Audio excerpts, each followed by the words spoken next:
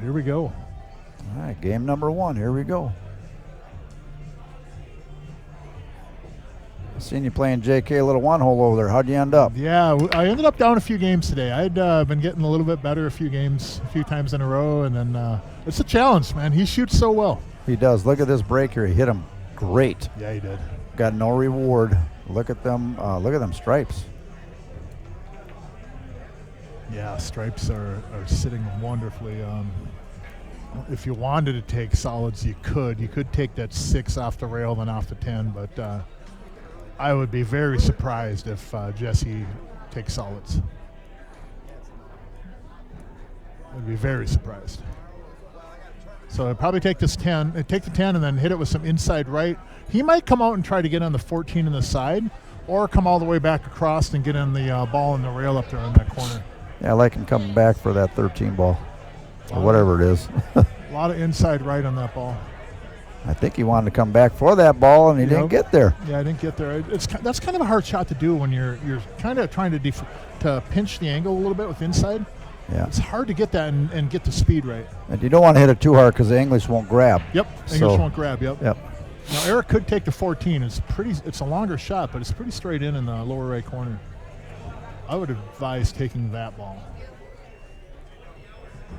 You got Jesse with you. Oh, well, I don't know. This is a big pocket with the 7. Yeah, I don't mind this shot. Absolutely. He might feel a lot better with that 7. If he's straight on, if he can just draw the rock back a little bit, then you have the 14, then the 15, or whatever that ball is.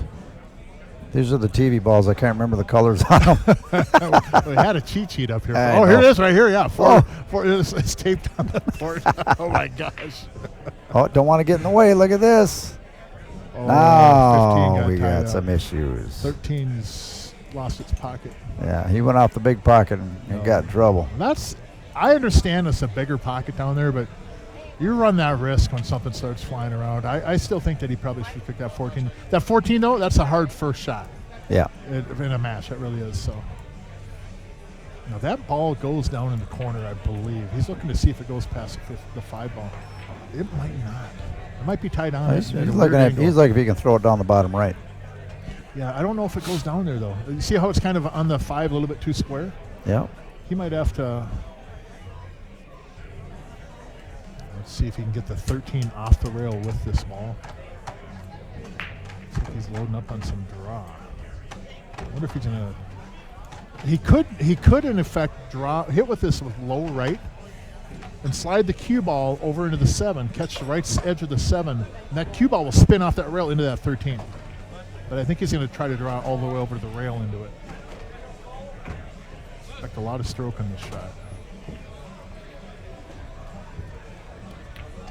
Nope, he tried to go off that 7. See, he was trying to catch that edge of that and then run in there. I think that he might have had right English on that instead of the wrong English on that. Because if he hit that edge of that ball and spun off that rail, he could have caught that. Now this one, nice try.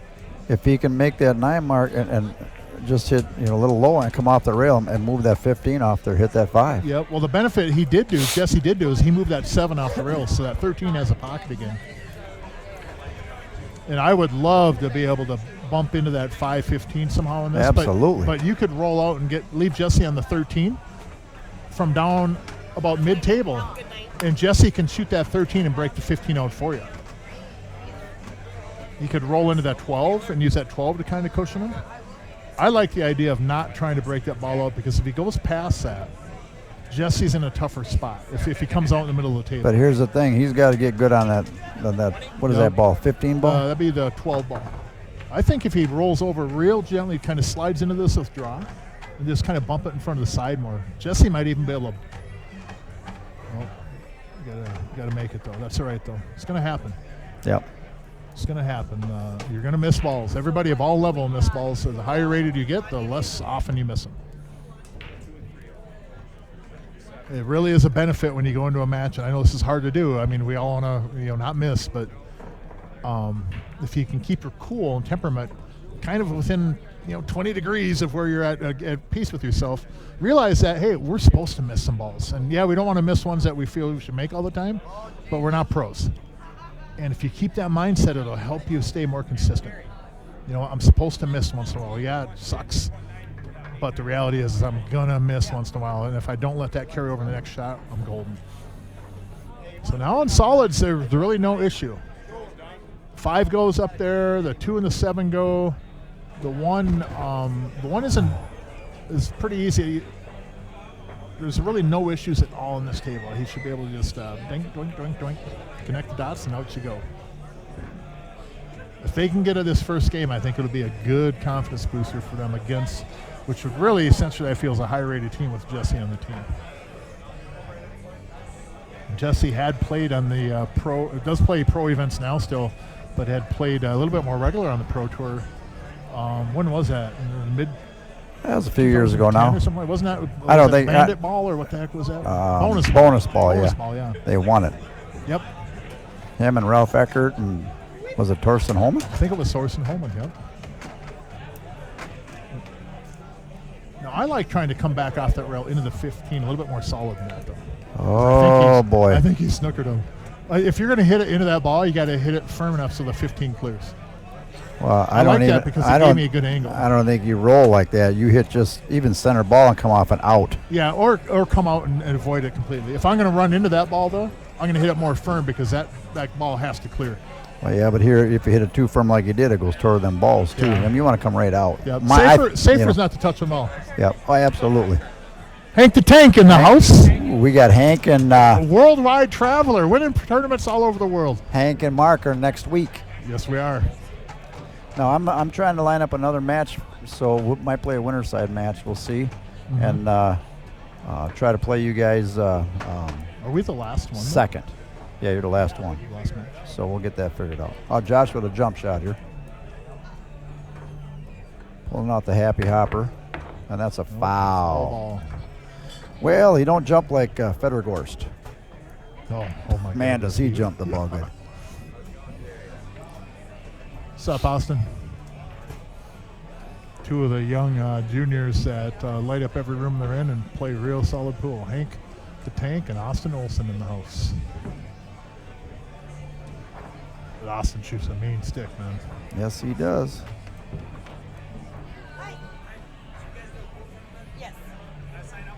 So now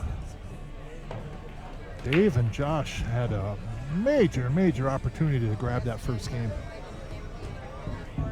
It's got to be kind of disappointing, especially when he didn't have to. He didn't have to run in that 15, but if anything, sometimes I think we get so used to the Simonis cloth and the faster action and the rails coming off the rails good that we take for granted that we're going to move balls out of the way. All right, he's playing for that 9 ball next. Yep. I'd like to get flat on that as possible. Yeah, he left him a little angle there. Yeah, he did. Jesse kind of gives the look like, Yeah, you want to get a little bit flatter on that. It makes it really easy to get this out.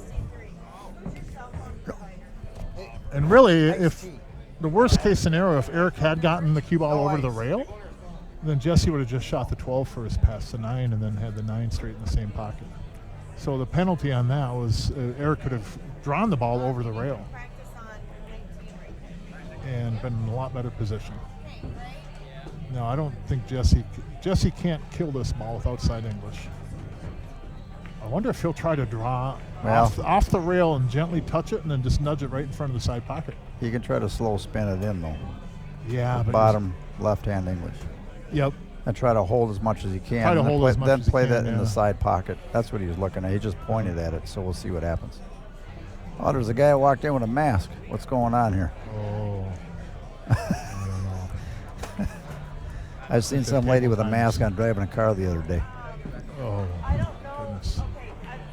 Looks like Sean hasn't signed up yet on 14, but otherwise, any people that say we're in. So a few options here. He could draw into this with low left, go into the rail, and nudge that 12. It's very risky, though. I think he's actually going to try that. It looks like he's loading up with a little bit of draw. He's going to try to bump this 12 a little bit and then take the 12 in the side pocket, I believe. He'll hit it with low left and draw back off the rail into it and just bump it. Bump the edge. Or slow spin roll it. Yeah, he's slow roll. That's what I thought he was going to do. He can control it so and that well. ball will go on the side, won't it? You can Yes, see it from will. your view. No, ideally, you just want to hit a little high on it, come off that rail a little bit. The beauty of having a guy like Jesse on your team is that you don't have to worry about shape. You want him shooting the 8-ball, it'll be wreck. Yeah, that, and you don't really have to get him perfect. Just have him see the ball. It's a luxury Eric should take advantage of. Good shot. All right. Good shot. Team It's hard to Jesse tell and Eric sometimes about to go up 1-0, Mark. How close that was. Did you get the overhead cam going? Oh, guess what I forgot today? And I was in here all day. Oh, I just had a lot going on. All right. 1-0. So there is a tournament tomorrow. Yes, I'm going to grab that flyer. Grab that flyer for tomorrow. Singles event tomorrow. Last couple weekends there's been Scotch Doubles events here. 2,500 added, 8-ball. Jerry will go over the brackets here shortly. What we have is 2,500. This is the Amazon Graphics Tournament Series number 4. Open division, $100 entry. And let's see, open Division 2 is $575 and under. And then we have Division 3 is 500 enter. That's $60 entry. So 575 is 100 and 500 under, $60 entry. Let's see. Race to 5, both sides, Division 1. 1 game spot per 35 Fargo points, Mark. Division 2, race to 5, both sides, no handicap. Side pots, 1,000 added there. Division 3, race to 4, both sides, no handicap. So the top division, if you're playing a big dog, you get 1 game every 35 points. So keep that in mind if you're interested tomorrow. 2,500 added, Amazon Graphics Tournament Series number 4. Now we need some players in that upper division if we're going to continue to run some tournaments for them players. So we'll see what happens, Mark. Yeah, we'll see. I was going to be looking at going up deer hunting. I do have a tag, but with the late night tonight, I might look at next week or next weekend for that. And Okay. I don't know if I'm going to play in that or not tomorrow. We'll see. See what happens there. Let's see what we got. Yeah, it is deer hunting weekend. I know that, so it's kind of a bummer. But all right, look at this layout here now. I don't mind taking the stripes first, to be honest with you.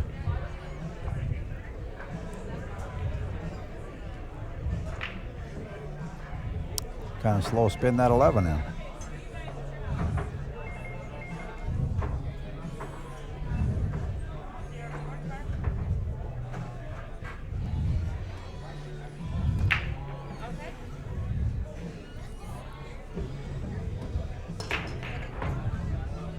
Josh is figuring out what ones he wants to take here, Mark. He's opting for 13 ball down here.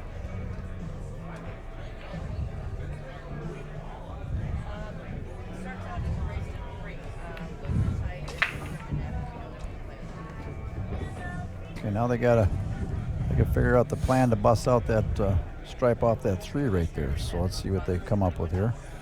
Can he take that 12 and slide the cue ball back into that 3? I don't think he has enough angle on it, does he? Over here? It might go over I think there. you draw back on this ball and leave him. You got to try to break it out right away. Yeah, draw back and get one of those balls on the side and then use that ball. Or that. Oh, okay. That He works had a little too. angle there. That was good. Oh, Before he careful, created it. careful. He's got right there. He has a 15 Yep. in the side. Oh, that was a good shot. Yes, it was. I didn't know if that was. I didn't see that available. That was a really good shot. Way to draw that ball Yeah, up he there, cheated Dave. the pocket and, Yep. and created that angle. Created that angle, yep. And you hear that when I was first starting out way back, it was always, hit the ball into the center of the pocket, because if you're not aiming very well, it gives you more of a cushion either way. You can miss it a little bit and still make the ball. But as you get better at pool, you'll intentionally want to shoot to different parts of the pocket to manipulate the angle that the cue ball comes off, and then also for position for your next shot. Yep. Plethora of reasons. So hitting the center of the pocket isn't always the prime target. That's why it's amazing sometimes you see these pros playing the 4 and 4 1/4 inch pockets. Yeah. And they're cheating the pocket on that still. It's amazing. Now that 11 it's on the rail, makes it a little bit tougher to shape off of you, a little bit tougher to control it. Yep. And that 1 ball is a big ball right there. If he could take that 14 right now, I almost I almost think I'd take that and try to draw back and get the 11. The reason getting from that 11 onto that 14 is going to be difficult. The speed, you're going to have to be almost where the 2 is. You're almost going to have to be one ball to the right of the 2 to be able to control that very well. I don't think he can get there off the 12. But I know he can shoot the 14 right now. Or how about this? Shoot the 14, shape the 12 down in the lower right corner pocket, go over to the 11, and then run the cue ball up the upper end, and then take the 8 in the same there's lower. a small window here, though, for that. I mean, if he wants to try to. Yeah. He tries to get. I can see it. I see what you're talking about, but that's a pretty tight window. Yeah, because he can do the 14 right now. Here's the problem: if you miss that window, you're in trouble. Yeah, you are. I don't mind shooting that 14 now. Drawing Shoot it the back. 14, try and draw back and get on the 11. Or Billy Bob said we're sounding good, boys. He says. Thank you, Billy Bob. One Billy of our- Bob was just here not too long ago. One of our sponsors. Is he here still, or did he go home? No, he must have went home. Never even said goodbye. All right. See where he's going to get on this ball here. Playing the 11. See, now All we're right. going to see. This is really, I don't know how you're going to control this ball. The one way you could shoot this is with some inside right, run the cue ball gently up over the 7 ball to the upper right corner pocket, and maybe you shape the 14 in the lower left corner or in the side. But that is like majorly slow touch. It's got to be a good shot right here. Yep, the cue ball being down to the bottom rail, maybe 3 or 4 inches would make that shot a lot easier. And that was all because he drew the ball back and got dead straight on that ball on the Yep. side. See? Yep, So, no angle on it. Yep. all right, let's see what we got here. And I don't know if it was coincidence or not, but he never really looked to see what kind of an angle would be optimal. He is going around. He's going to hit that shot, ain't he? Yep, he's going to get over on that side. Nice shot. Shot. Wow, that's very good. Hit that one real good. That's a great shot right there. Yep. By Dave. Very good. Now, if he can just roll forward and bump into that 1, I don't know what kind of angle he's got, but looks like he has a little angle there, doesn't I he? think he was going to take it Or is in he the going to draw corner. back and play the 8 in the bottom right? I think if he takes it in the corner, draws back, and take it in the bottom right, that would be your best. Yep, exactly. Yeah, he's looking. Good call, Jerry. So if he wants to just come back, If you're scoring at home, Jerry's like batting 1,000 right now. It is only 2 for 2, but still, it is 1,000. It still counts. oh boy. Hey, that jackpot tonight's up to 1,015 Man, for the Friday night tournament. man. I wonder if anybody will leave after they lose real quick. Do that again. That happened to JK, by the way. Good shot. Yep. Drew back a little bit too much, but Now it's easy to do. These can be a little touchy. A small little back cut can be a little touchy. Yep. Yep, he's going to have to draw this ball. He can't really roll forward on it because I don't like rolling forward. There's a risk of going off that 5 in the side. I mean, it's low, but if you don't bring that into play at all, then it's 0. It won't happen at all. He's going to roll forward and get through the 5. He'll be on the right side of the 5. Good shot. Oh, he missed it, though. Action man. He kind of hopped up a little, so we'll see what happens. Now they got a great opportunity to go up 2-0 here, Mark. Look at that 3 ball. Wow. Oh, I hate that 3 ball. Regular listeners know that 3 ball is in a position on the table that I just loathe. I just absolutely loathe that ball. Look at that ball. It's even ugly right now sitting over there. All by itself. None of the other balls even want to go near that 3 ball. That's how bad of a spot that is. Then look on the left side of the table. You got a 2 ball in about the same spot.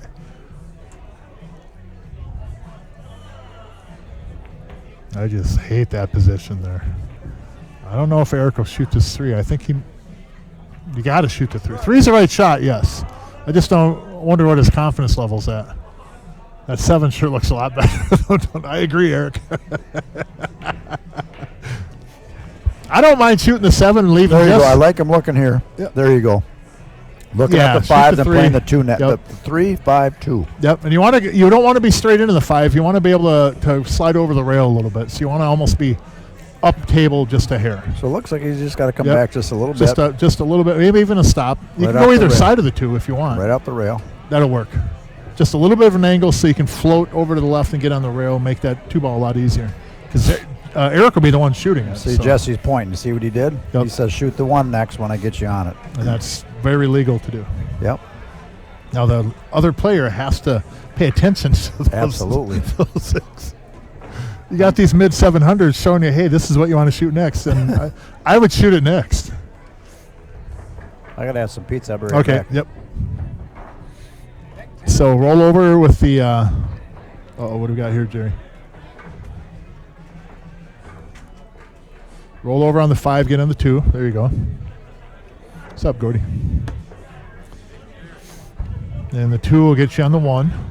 You could roll forward and get on the 7, or you could shoot the 6. Either one of those next. If I need it for the tournament, I'll just have to pick you up going 11. I don't mind going down to get on the 7 right here myself. Just rolling forward down a hair, because off the 7 I can come float up and I can take the 6 or the 1, whichever I want next. But I think Eric's going to shape the 7 or the 1 ball here. Jesse could still shoot that 7. In fact, I would shoot that 7 from here. Because the 7, you can float right up to where he put his cue. Now he can take the 6 or the 1 from that spot. So you're shaping 2 balls right now. Whichever one gets you on the next ball better. You just, if the 6 gets you on the 1 better, you take that. You go on the 1 gets you on the 6, take that. This is a great example of making the out easier for you. Now you can pick either ball. Which one do you like? 6. Yep, I like doing the 6. 6 gets you on the 1. 1's a dead stop shot for the 8.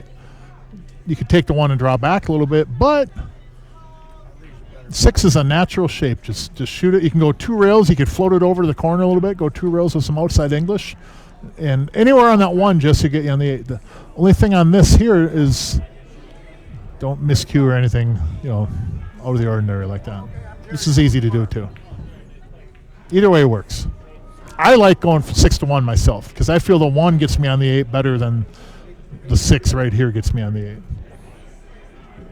If he took that 7 and then it had a little bit of a cut on the 1, then you just float down to the bottom rail and you get on the 8 too. It's just kind of a weird, you get kind of a weird angle off this.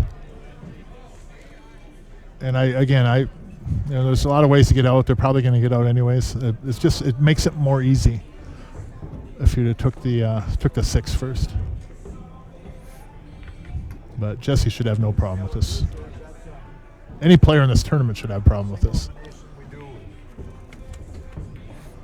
It just makes you work a little bit harder at it.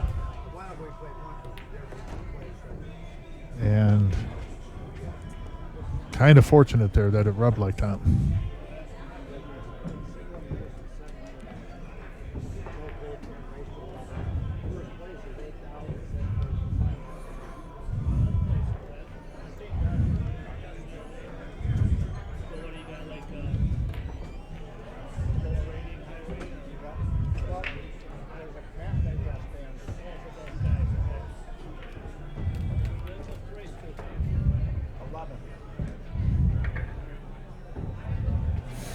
All right. What do we got, Mark? 1 to 1. No, 2 to 0. I'm sorry. Jesse and how you doing, little Joe? Jesse and Erica are in early lead. Oh, you put your headset on the keyboard. There you go. So 2 to 0. Jesse Engel and Eric McClellan over Dave O'Keefe and Josh Burbul. When you see Dave, 2 to nothing. when you see Dave over there, tell him I still owe him a steak. Tell him, Jerry, I'm calling CRs here. Tell him Good solid break. I was over Get in there. Get a ball. There you go. If you ordered for him, I'll take him off. But Another stripe goes. Solids are golden from here. Holy cow, look at those solids. I want to get up there and shoot these. Wonder if they'd let me. This would be a fun out right here. Just start firing away, guys. You got the 1 ball in front of a pocket. You got the 2 ball in front of a pocket. You got the 4 ball in front of a pocket. You got the 5 ball in front of a pocket. You got the 3 balls in front of a pocket. You got 5 balls are within 6 inches of a pocket. This is a Stevie Wonder out here. I need a pizza. Jerry almost choked on his pizza. This is Stevie Wonder's getting out on this rack. I hope I didn't jinx him.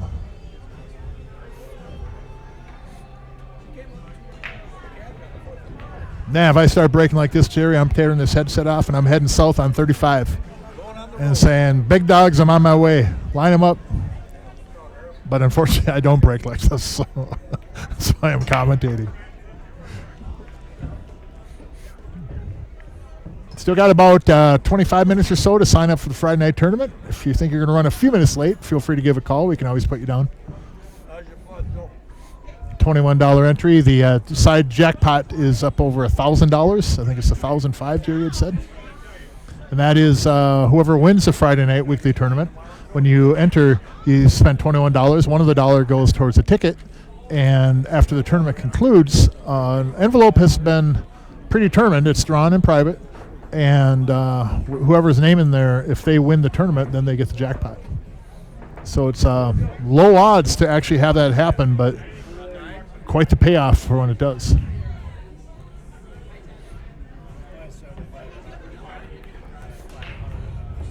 There you go, good shot. The only ball they have to really be concerned is which isn't a thing at all, is the 6 is sitting middle of the rail. I would probably do the 3. Float down with the cue ball right in between the 8 and the 1. If I get on the 6 and want to take the 6, I go that first. If I want to take the 1 and get on the 2 and then do the 6, I go that. Or you can go 3, 2, 1, 6. That works too. You don't have to float there, Eric. Better alternative is just go stop shot 3, stop shot 2, stop shot 1, and then shoot the 6. I hope he doesn't do my route.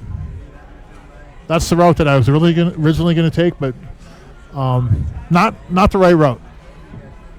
And I corrected myself on that. You could shoot a stop shot on that 3, then shoot a stop shot on the 2, then he could have shot a stop shot on the 1, and then just rolled up on the 6 and got on the 8 in the corner pocket. That was a lot easier. But they won't have any trouble with these anyways. I'm Madison. Go eat, Joe. The thing you don't want to hear is you don't want to end up flat on that bottom rail. You want to try to just leave a little bit of an angle for Jesse Engel. Gotta be careful because they're eating this. Check it out. You don't want to get that much of an angle. Now here's the example again. They got in this position because of the route that they took, in my opinion. You take that 3 in a stop shot. Jesse stop shots on the 2. You're straight in on the 1. So you just stop shot. And then Jesse gets you from the 6 onto the 8. And Eric was trying to not get him flat on the rail. That's why he kind of came out there a little bit too far. But that was also the result of taking the wrong pattern. I would see, like Jerry said, I'd spin with left English up into that 14 ball on the right side of your table and have that stop your cue ball. That's a beautiful hole. Right there. Oh, hold on. Oh, no. He did get through. I think he can make it. Wow, that was almost a bad break. But I think that was just from shooting that pattern wrong. And to be honest, Eric shot that one pretty bad. I guarantee he'd want that one back, but he make up for it here. Good shot, Eric. Oh, watch the scratch. Oh my goodness. That's he almost caught that ball and scratched in the side. Beware of when you're shooting that money ball in the 8 ball or whatever. Beware of where that cue ball is going to go. A lot of times it's better rather than just shooting it in to play position on a ball. Even if there isn't one there, make one up. But hit it with purpose and make sure you know where that cue ball is going, because Eric was literally about a 64th of an inch away from caroming off that ball into the side pocket on a scratch.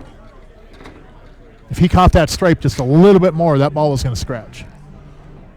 And you just have to have that in the back of your mind when you're looking at that last shot on the 8 ball. You're going to win the game. And even on other shots, but especially when you're getting on the 8 ball like that, keep in mind where that cue ball is going to go. Don't just let it float around. You get in trouble when that happens. And good shot by Eric, though, man. Good shot. Good solid break again. Up 3-0.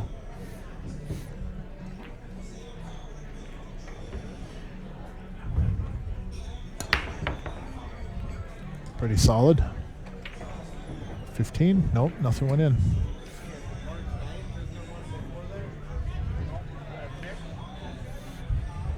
So we got Josh Burbul at the table now. And then his partner Dave O'Keefe. Dave O'Keefe, a sponsor here on the streams. O'Keefe's Collision Auto Body and Paint.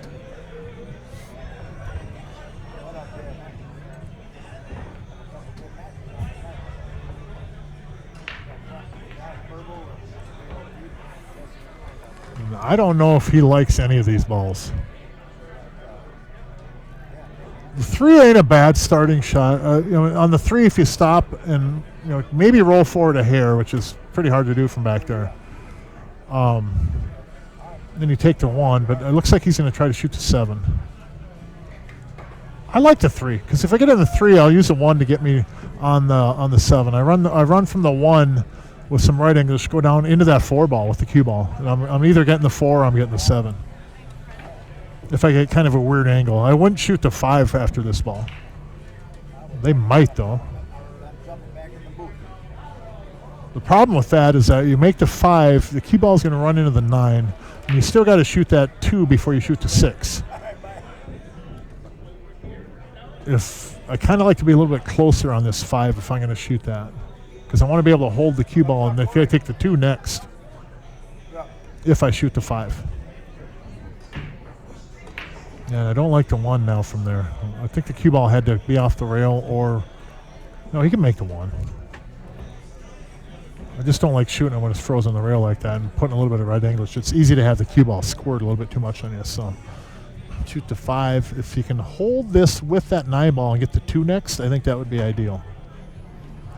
Just run the cue ball kind of square into the 9. Just there you go. Nice shot. Beautiful. Use the cue ball to hold the 9. Hold the cue ball off the 9 ball there. And now he's on the 2. That was a great shot. Couldn't let that cue ball get away, because if you get up above that and have to shoot the 6, then you're in trouble, because 6 does not go by the 2. You'd have to shoot a combo. The 6 would lay into the 10 off the combo. And what's up, man?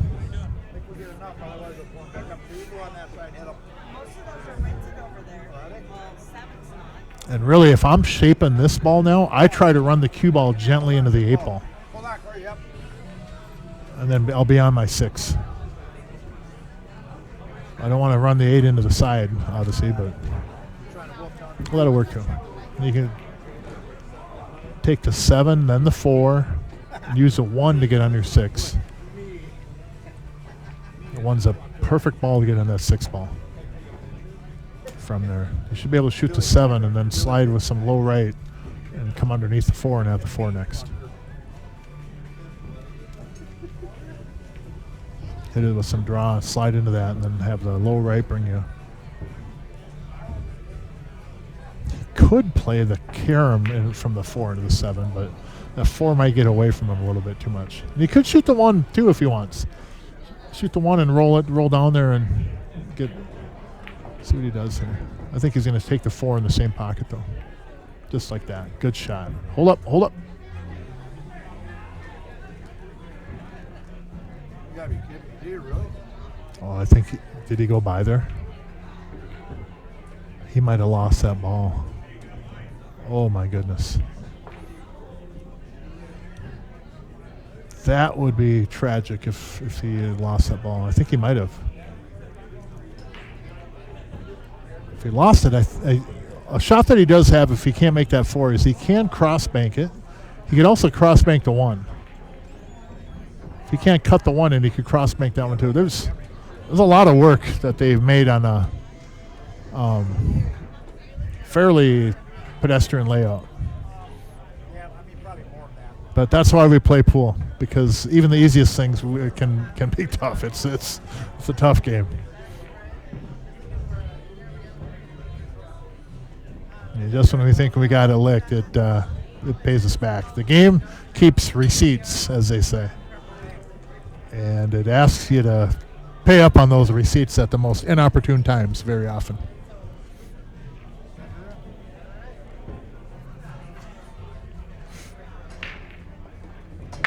So he has a cross bank on the 4. He has a cross bank on the 1. And I think he might be able to curve the cue ball enough to make the 1.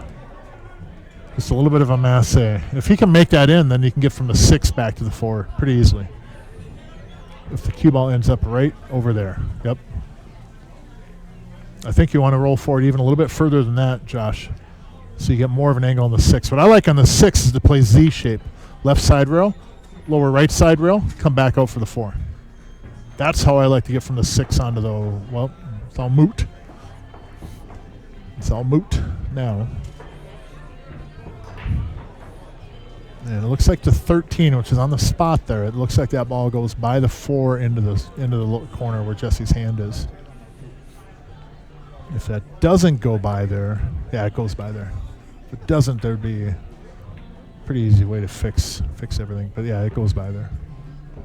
He doesn't seem concerned about it at all. So it looks, sometimes the angle from our view looks, you can't really tell. I just got done eating pizza, Mark. I couldn't stop eating it. Holy Toledo. Yeah, you were mad at that pizza, man. Holy cow. I think you were growling even a little bit. Oh, boy.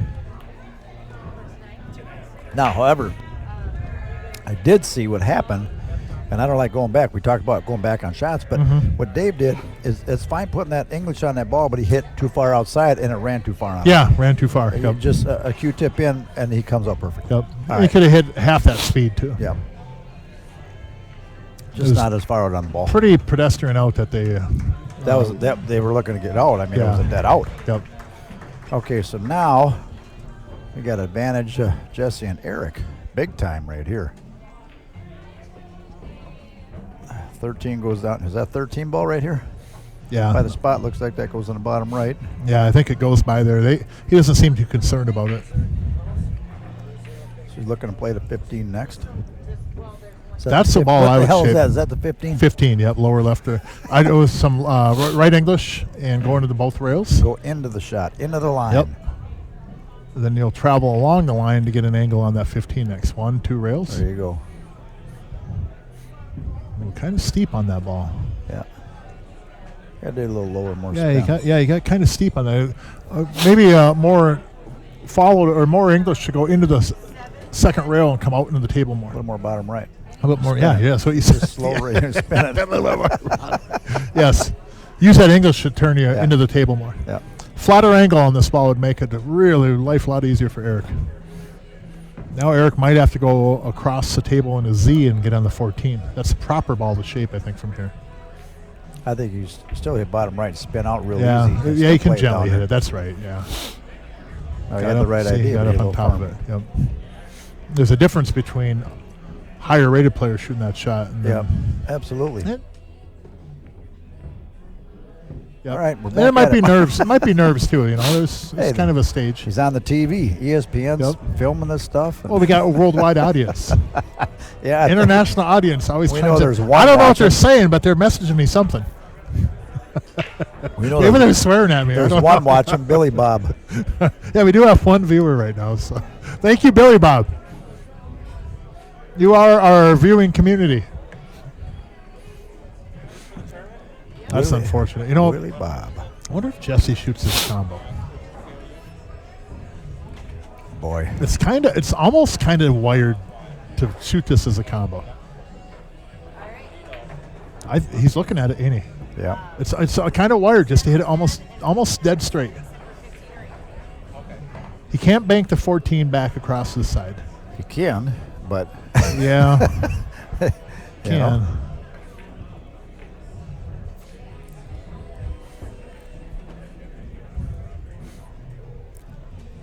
Mr. Zach Boss is in the house. Him and Trent are a team, and Trent's in here playing tonight as well.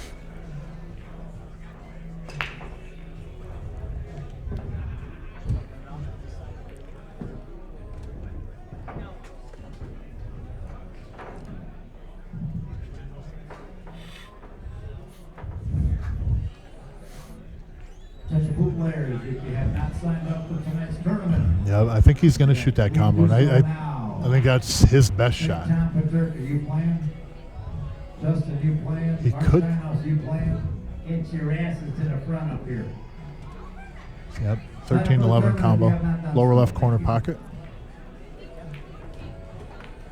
How are you? Right here. Good shot. Get the cue ball up and get on something. Uh-oh. Oh, my. Oh, my. That's unfortunate as can be. I turn around. What happened? Well, Jesse shot the combo. He drew the cue ball back and unfortunately got a really bad roll to end up on the 6. He's been a heck of a safety. Yeah, on himself, huh?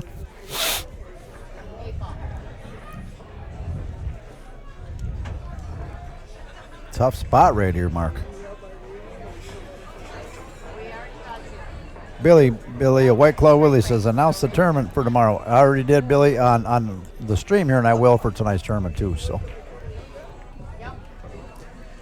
Well, you roll into the 13, and I don't try to make this ball. I try to get lucky on hiding behind it and hit it. I hit it gentle. yeah, If I try to make this, the percentage of making it is like almost 0. Because look how thin that is. That's not bad. you come out good on that. Yep, one. that's not bad. You got that 6 in the bottom left. That's a tough shot. Yep, though. that's Little a good back spot. cut. We talked about that earlier, and then someone missed a back cut on Yep. the 8. But all right, we got the action man shooting. I know he called it there, but I don't think he was trying to make that ball. It was easy to scratch off that kick, too. That was a good result. That was a good hit. He hit the proper side of the 13 ball. Yep. And as you see, if you watch like pros play, they play on kicks like that to hit certain spots of the ball that they're kicking at. They don't just try to hit the ball. It's amazing what they can do. Sometimes they'll go 2-3 rails and they'll kick and they'll aim for the edge of the ball and they'll hit that edge of the ball and then they'll put the cue ball behind another ball and play safe off Yeah, that. it's crazy. How You know, good we'll they are. look at that, and then some players will look at that, or even non-pool players will go, "We got lucky." No, he played that ball there, or she, Yeah, he or she. playing the side pocket. It's cuttable. Yeah. Should have a ball. Oh, played it Oh, safe. no, he plays safe. Nicely. That was a done. great oh, shot look at right that. there. Look at. Oh no, it just leaked past. He can Did kick. it? He can kick and hit that, but if like a half inch less, he's tied up behind there. That was He really, can hit that it was a or really not. good shot, Dave. That was awesome. I don't know if he can make it, Mark. I don't think he can make it, but he can kick and at least hit it. If a half inch though, he wasn't going to hit that ball. Jesse has a chance to kick, and he might make this on the side. You get up around 700 plus, and they get some kind of a pool player's card where these shots here they're guaranteed so many of these. I don't know what it is. He hits these. He's looking Rob where hits them. TJ hits them. he's looking where the cue ball is going after. So if he does get it, Yep. he's got a shot at making, but bring the cue ball down and leave him Yeah, well, on the other side, and a tough shot. for well, that he guy.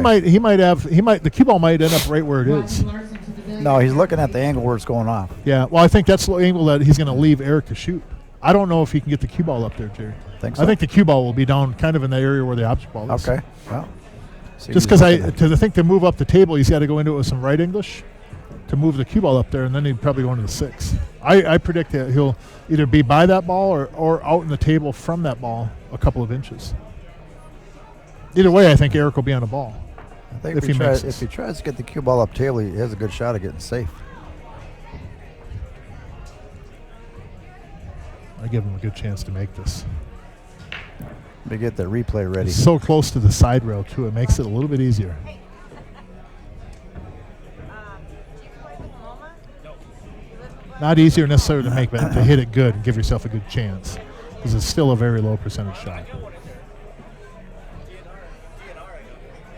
I know, I would, and if I was on this team, I'd rather see Jesse shooting this than me. Okay. What was your name for Mama? Jen and A? There's the cue ball. Oh, wow. Oh, what a shot. Cue ball went up by the 6. I don't think he can make this, so. Take a look. Can you stand up? Is he in the way? Yeah, he can make He it. can make it. I'll be danged. Wow, what a shot that was. Beautiful. Do you live here in Minnesota? Yep. What city?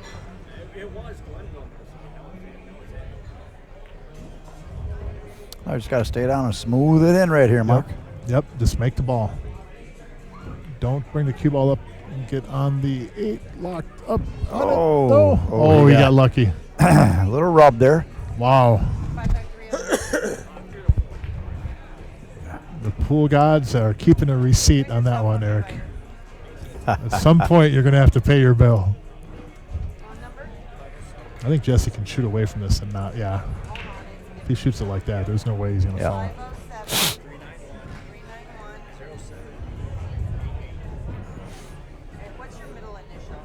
Man, they got fortunate to get a look at shooting this ball. To fight everybody else. It's RODNEYLARSEN. Oh, and I have it wrong. So when, oh. All right. All right, let's do this again. If he's going to miss it, he'll miss it on the left side of the pocket. All right, There, good shot right there. Very good. All right, 4-0. A lot of times we'll try to cozy it in with some English to throw it Take a look at this. and make the pocket bigger, but we'll end up throwing it too much because we hit it kind of soft. Watch this shot. That's nice. We're down in the 6, and then Wow. got him on that ball, too. Great shot right there. A couple of fortunate rolls there, though, because that 6 could have easily gotten in between him and that ball, and Eric could have locked on that 8 where he didn't have a shot. They both had a chance to win that game. Their bill is and getting up. forth. Their bill is getting up to the credit limit. That's what the pool guys are just saying. You're getting close to your credit limit. They both had chances to win that game. Yep. Awesome job. Now this. And here's the thing: we all get a little lucky in pool. Yeah. We need things to go our way sometimes, regardless of how good you are. You get the breaks once in a while. Now this here, it'd be huge if they could break and run out here. Yeah. Because Dave and Josh made a mistake that last set, and no ball in the break, so they got fortunate there. But that's usually when it punishes you. You know what I mean? Yep. Solids are pretty good. Take the 6, the 7 will go into that combo and make the 5. You can just fire the heck out of that and hope the 7 clears out of We it. could even fire the 6 off the 5. 6 now. off the 5 right now. You could too. The thing with that though, I don't You like got is that that 7. there's 3 stripes right there. Odds are you might still be kind of messed up over there. You can the draw stripe- out of it though. Yeah, the stripe might only clear up towards the 7. If he can move it. It depends how firm. I don't know if they're together or not. If he can move Yeah. it, he's going to play it off there. Another and good way to on this. move is- that 7 off with that 9. Well, here's another good way: is that he roll into it Oh. like this. He was looking to play that combo like you Yep. talked about. Wow, Shoot the now combo. he tickled the messed up 5 the and he didn't combo. want to do that. Oh, See? my. Wow. Yep. I think I would have played almost to roll the cue ball into the 11, and then the cue ball would be right where the 11 is. Then I go off the 7 and slide up into it and make the combo. And then he's got 3 balls up there. That stripe will probably tie up on those other 2. And he's got a mess. And I get my stuff out of there. My stuff's out of the house. You deal with the mess. And I think that's the way I would have played that, is went off the 7 with the cue ball and into those balls.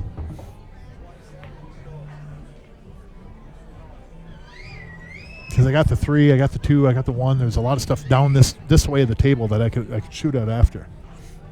By shooting the 7 into that combo, look where the 7 is now. It's still part of that problem. It's still a mess. Even if you made that 5, look at that 7 now. Now you're in a lot of trouble.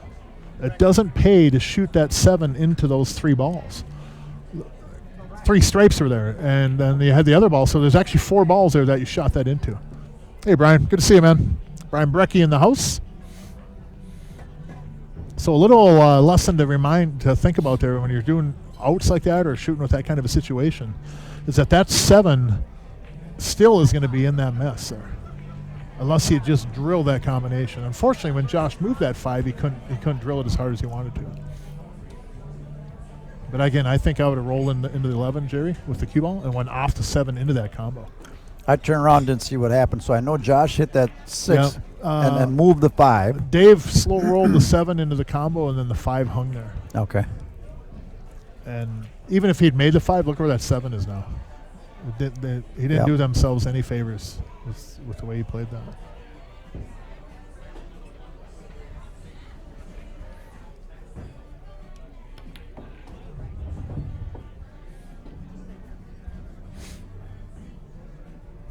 You know, you learn a lot when you play, and you learn a lot when you watch too, and that's something to keep in mind right there. I know as far as in that combo and stuff, I don't want to keep beating on that shot, but it might have cost him the game. And you go through a match, whatever long of a match you're playing in it. A lot of times the matches that we play around here, anyways, are race to 11 or whatever. But a lot of times it goes down to just a couple of shots. There's 1 or 2 shots that really decide the match. There's more shots that go into play, but really you can almost point to 1 or 2 that were the reason why a match went a certain direction. Now, can he thin this and make the 5, Mark? I think he can. I think he can go rail first with some left English, and then kind of kiss your way through there with the cue ball and I'll then make move the that 5. 7 off the 9. Move the 7 off the 9, and then you'd be tucked in there behind those balls. See right there. Hit it right there. Absolutely. Some low left. It'll go off that stripe. The cue ball will hide behind those 2 balls. Look at this. He's going to stick him behind there. This is going to be a great shot. You're going to be snookered. Whoever's shooting this next, oh, my goodness. Oh. Look at that position. Oh, my God. Yeah, you snookered. Oh, what do you do? Well, who's a punter for the Vikings? You jump it off the You point. punt. You jump it off the point and call the 4 back here. I don't know what you do. Yeah, I don't know. There is, you know what? Probably Maybe what I just would shoot try. that 13 ball away from Yeah, there. I'd shoot that 13 ball away from there and Let him try to break it Yep. out. I'd maybe even try to move the 10 a little bit too, just so it isn't. You're in a bad spot regardless of what you do. But I You want to don't. make it tough on your opponents, you know what I mean? Yep. And moving the 13 will at least make it tougher to break that out. Oh, he had that earbuds in. He heard us. Not a bad play at all. No, not bad at all. The 1's a mess now too.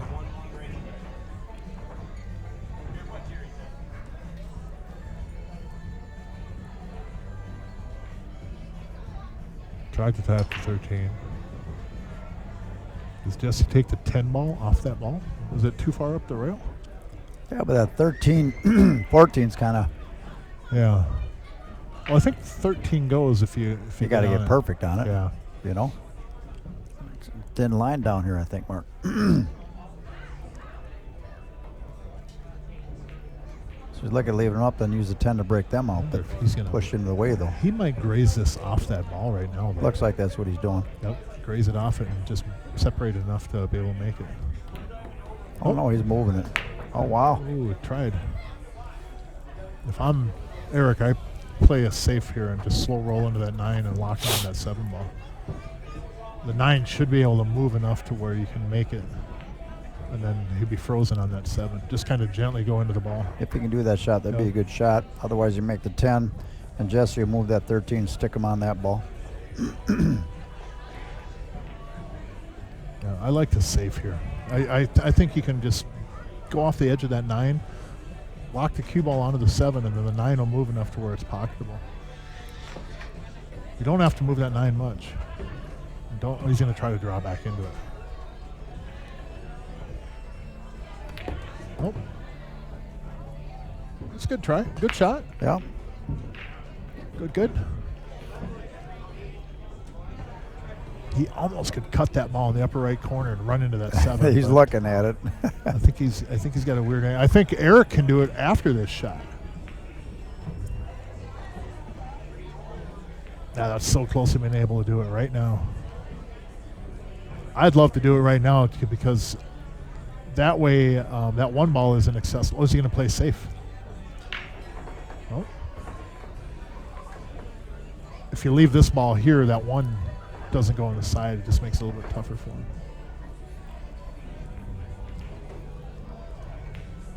What are you going to do, Jesse?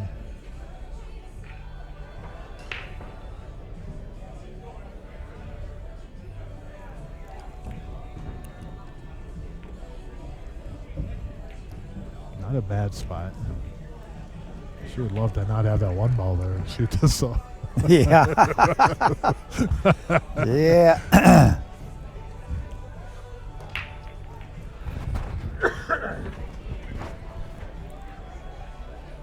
At some point, though, if you keep making these balls, you're going to leave that. That 9's going to become your Your nemesis. Yep. It's helping you now, protecting that 7, but at some point, that table's going to turn. And Jesse will play that safe right now. Almost guaranteed he'll play that safe.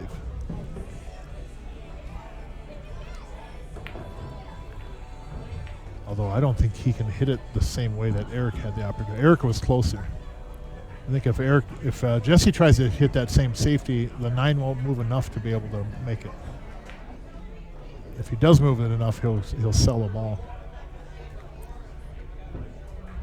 If that cue ball was about half that distance to the 9, though, he could shoot that same shot.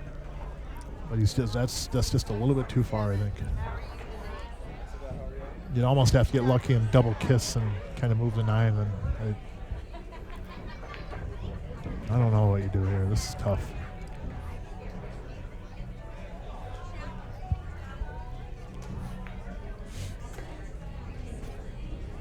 Tough spot right here, Mark. Yep. If that 9 was off the rail, even a hair, he could do that shot and make it a lot easier. But with it frozen, it looks like it's frozen up there. The cue ball has to go to the rail. So he can't legally, if that 9 is frozen, just for those that aren't really aware of the rules, he can't slow roll the cue ball into the 9 if that 9 is frozen. He has to drive the 9 or another ball to a rail. If that 9 isn't frozen, he can slow roll into it and just kind of, bump it into the rail. We'll be able to tell if it's frozen or not by how hard he hits this shot. If he slow rolls it, then obviously it wasn't. Or if he gets the cue ball to the rail. My shot is to lock him on the 7 ball if possible with the cue ball and maybe move the 9 enough to pocket it. It's like that there. I think he can make the 7, or he can make the. Can he make the 1? Jesse didn't look too happy. I think he can. I think the cue ball got over enough. He can make the 1. Now here's the thing. If you remember back a few shots, not to rehash things, but when Eric was over there, close to that ball, Eric could have shot that same shot, but he was so close to that ball that cue ball would be locked on the 7 in between it and the rail. The 9 would be about in the same spot, and that cue ball, look where that 7 is. The cue ball would be locked right there. They would be dead in the water.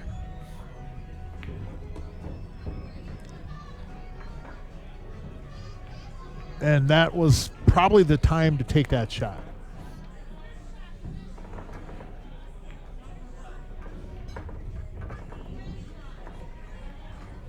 Oh my, Dave missed that ball. Oh no. They might get away with that. Okay, Eric. Now there's a path. There's a couple paths to get from the 15 to the 9. One of them is to go off the rail, going back across towards the 8. Now this is kind of scary because the path in between the 4 and the 8, if you draw that up towards the corner pocket, it's a hard one to get with the cue ball, but that's the path. Eric might go into the 8, and there's a chance he might make this in the corner if he goes that route. Or scratch with the cue ball. That whole shot was fraught with danger because if that cue ball goes past there and misses that 4, he's going into the 8 ball, and that 8 might go in that pocket. There's a really delicate little area right there for him to navigate. Now the proper shot here is to stop shot the 7 into the 9 and lock the cue ball on the 4 ball and call a safety. So you put the cue ball almost straight on, like to the left of the 4, almost straight onto the 7, and then you shoot the combo 7 to the 9, call safe, stop shot, and put the cue ball right behind the 4 ball. You don't try to run these out. You don't try to run these out, Josh. You play it safe. Just move the cue ball to the right about an inch, shoot the 7 into the 9, and stop shot the cue ball right behind the 4 ball. Oh my goodness. He's going to try to break the 7 out, which you can do, but yeah, it worked. It worked. But here's the thing. Consistent pool, for the love of your game, shoot that combo from there with ball in hand and lock your opponent on that 4 ball and win the game every single time.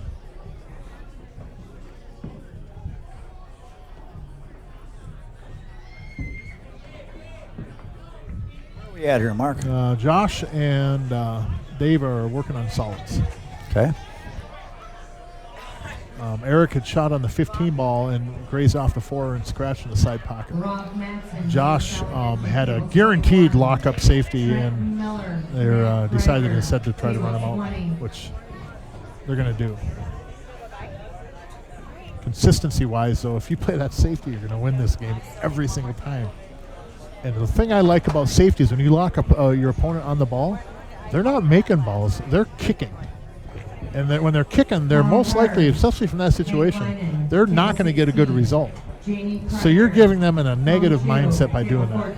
You win the game, and you put some negative aura on them. You sprinkle some negative dust on them. I should get 4-1 here. Should be, yep. Ken Samudio, Cole Bekovich, table 18. John Redmond, That's a good shot. John Tran, table 12. Joe Patrick, Willie Driscoll, table 17. Mark Steinhaus, Austin Olson, table 10. Corey Swenson, Jeremy Gamble. All right. 4-1. Chad Sermon. 4-1. Let's pop the table sponsors 9. up. And Dave O'Keefe is one of our sponsors, Auto Body and Paint. Fast Action Pool Table Service, Robbie Matson. Remax Prodigy, Mikey Mangrinsman. Monticello Auto, Ryan Janikowski. Bauer Services, Inc., Fire, Water, and Storm. Construction Restoration. Give them a call. Military Mortgage Guru, Steve Brand. Amazon Graphics. M&K Tire. Frovix Towing, Big Chris. Pine Insurance Agency, Dale Hiley. Primo, Sticky Nicky Hansen, Roofing, Siding, Windows and Gutters and Paint. D-Hand Garage Doors, Willie Bob, the Dirty Whore Clothing Company. Refuge, Roofing and Siding. Support our sponsors. Where's the kick? Kid, the chana. Y'all beat? No? Once again, it's a race to 3 on the winner's side, 2 on the loser's side. If you did not hear your name called, you either have a bye or you are waiting on a table. Oops. We're back in action, Mark. We got a 4-1 score going to 11. All right, next match, Jamie Pluta, Gordy Anderson versus Ryan Wenger and Sticky Nicky Hansen. I do have a buy if you want to play. So you just All right, now last time Josh broke, I mean, he pounded him. Yeah, he did. He hit him pretty solid. That was the first game.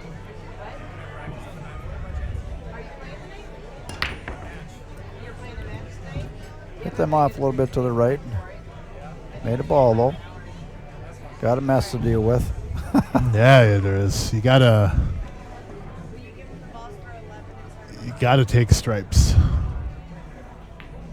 I believe you gotta take stripes. The only thing you could do on this, if you're solid, is take the 1, and it's a dicey shot. But if you could take the 1 and run the cue ball down into the 12-3, but then you're probably not going to get on a ball. You're going to rely a lot on luck. If you can get the 1 and get down here on the 7, or hold it for the 6, then you can bump the 3 off there. I don't know if he's going to play that route though. I myself like stripes, just because there's more to work with down here. But if you get is he going to take the 7 right now? No. The 7 is a ball that'll break your 3 ball out. What are you going to do with the 3? Okay, he did that. Now you got the 3, and now you got the 4. You got 2 balls that are in trouble.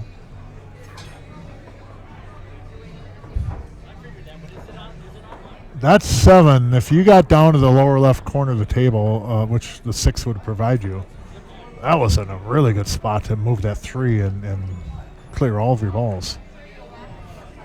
And now you did your opponent a favor by trying that, which that wasn't going to work. I don't think he could make he could have made the ball off that row, but it was real low percentage. I think you're seeing I know Dave plays a lot of 8-ball. I don't know if Josh does a whole lot of 8-ball. I know he doesn't play leagues. But there is a different mindset in 8-ball compared to rotation. And I know Josh is a heck of a rotation player because he's waxed me many times over here on 11 before they opened up their own private club. They played in there pretty regularly, and rotation, he was always a leg up, but then I had the advantage in one pocket.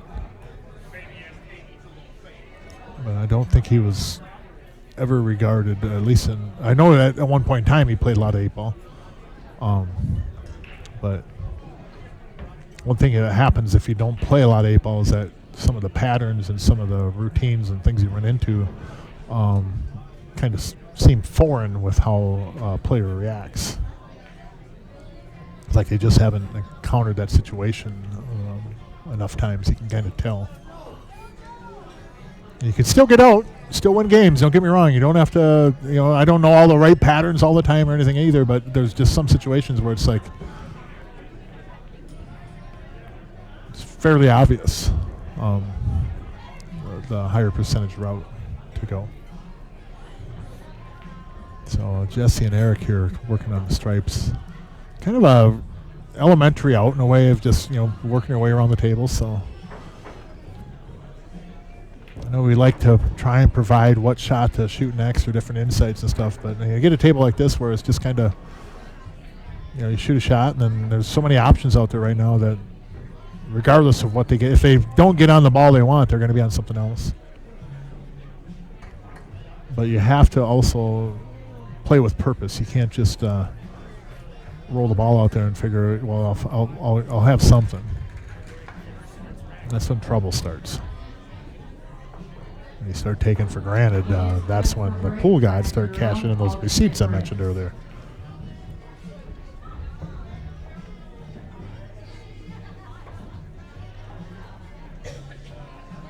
So on this one here, I'm going to try to draw back and get on that 14 better. I want a little bit less of a steep angle on that 14.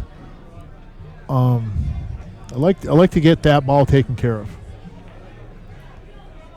So you can always get that 15 on the rail next.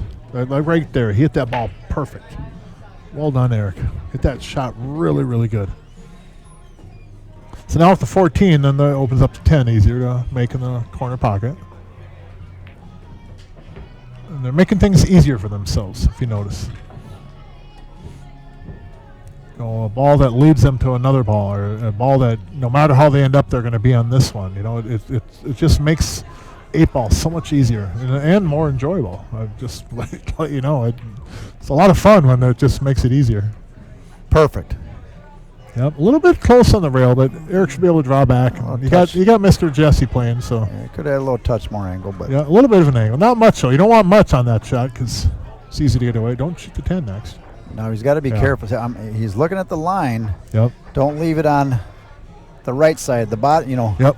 You got to stay Don't leave above it it. Yeah, you want to stay on the line or a little Yep. bit higher so Jesse has options. And I think Jesse could roll from the 10 right into the 6 and get good position if it comes to that. Like right there. Okay. He'll be just fine. Yep, you can roll in the 6 if he needs to. Roll into the 6, and the cue ball will probably end up right about maybe where the 6 is. I don't know if I want to roll forward on this because if you catch the bottom part of that 6, it's going to move the cue ball down. You might lose your 8-ball.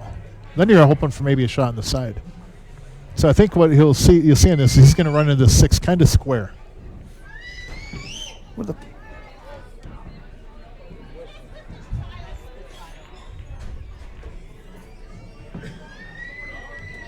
So he'll try to slide over into that 6 and hit it pretty square, I would predict. Or slow roll, gently slow roll, and then the 6 doesn't affect you as much. Slow roll like that. There you go. Wow, good shot by Jesse. That obviously was an option. Not everybody has the touch to be able to pull those shots off, though. Yeah, you're pretty accurate there.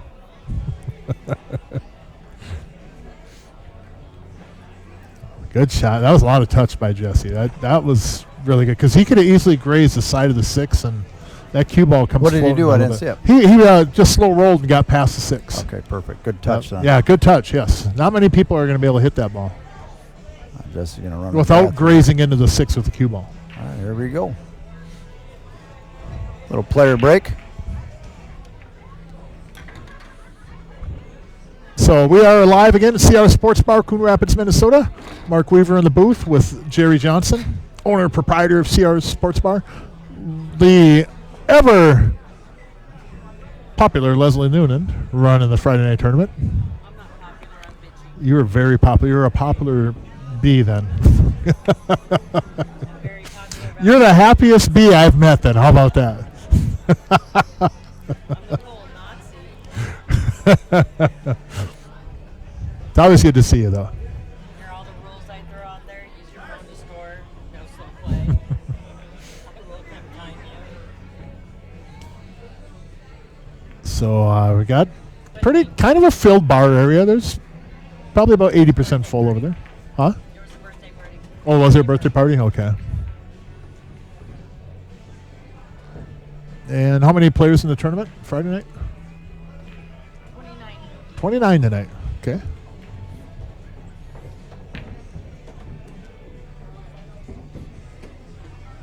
So we'll be back in just a couple minutes here. They are on a player's break. Jerry's out kibitzing with people. And I'll be back in a couple minutes. Back, like Chuck Wooler would say, back in 2 and 2.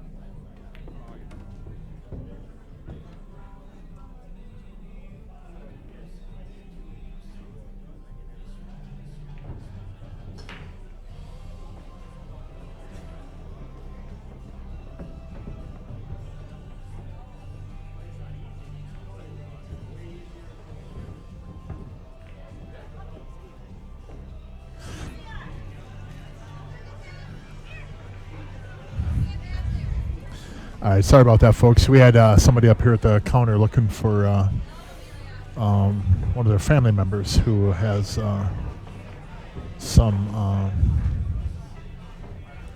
health issues and had wandered off, apparently. So we have the staff and everybody checking outside, I believe. Be right back, 1 minute.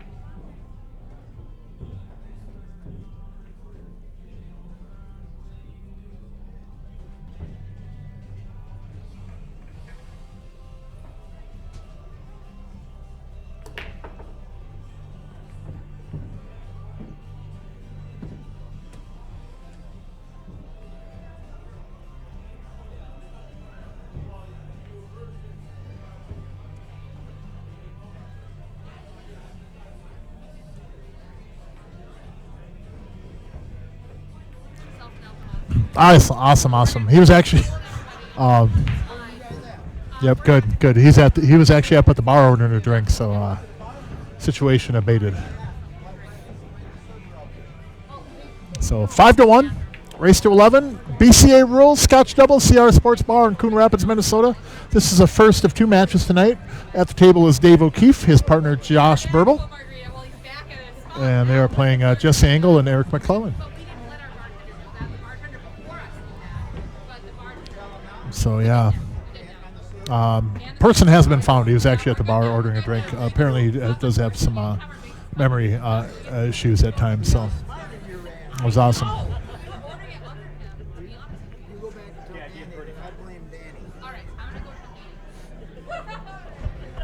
Where are we at, Mark? 5-1. 5-1. Josh Burbul at the table. And they are on solids. Now, if he wants to get there where he's pointing for the 1, you can go with low right and go into the rail, 2 rails, and gently come out of the 1. There's a lot of touch involved in that. I almost think, boy, I don't know. I think you go from the 6 to the 2. Absolutely. The 2 to the 1, the 1 to the 4, 4 to the 5, 5 to the 8. I like that. You got to hit Flip about the board, go 5 to 2, and then you rack and break. You hit about a slow, like a 10 o'clock third circle, as Joe would say, Mark. Yep. Left hand, slow spin, come up that rail, come in between there, you make the 2. Come in between the 14 and the 2, yep. I like that.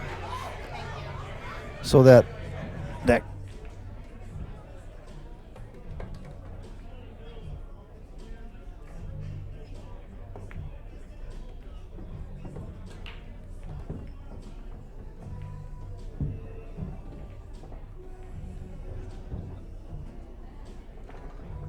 all right, back at it. So yeah, 2 to the 1. 1 to put you on the 4. 4 goes by the 5. And then 4 to the 5. 5 to the 8. Easy peasy here. Easy peasy. Oh my goodness, Dave. And can he get there? Oh no. Can he make it?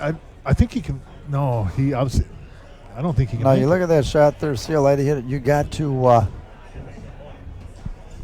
and switch it up. Tell me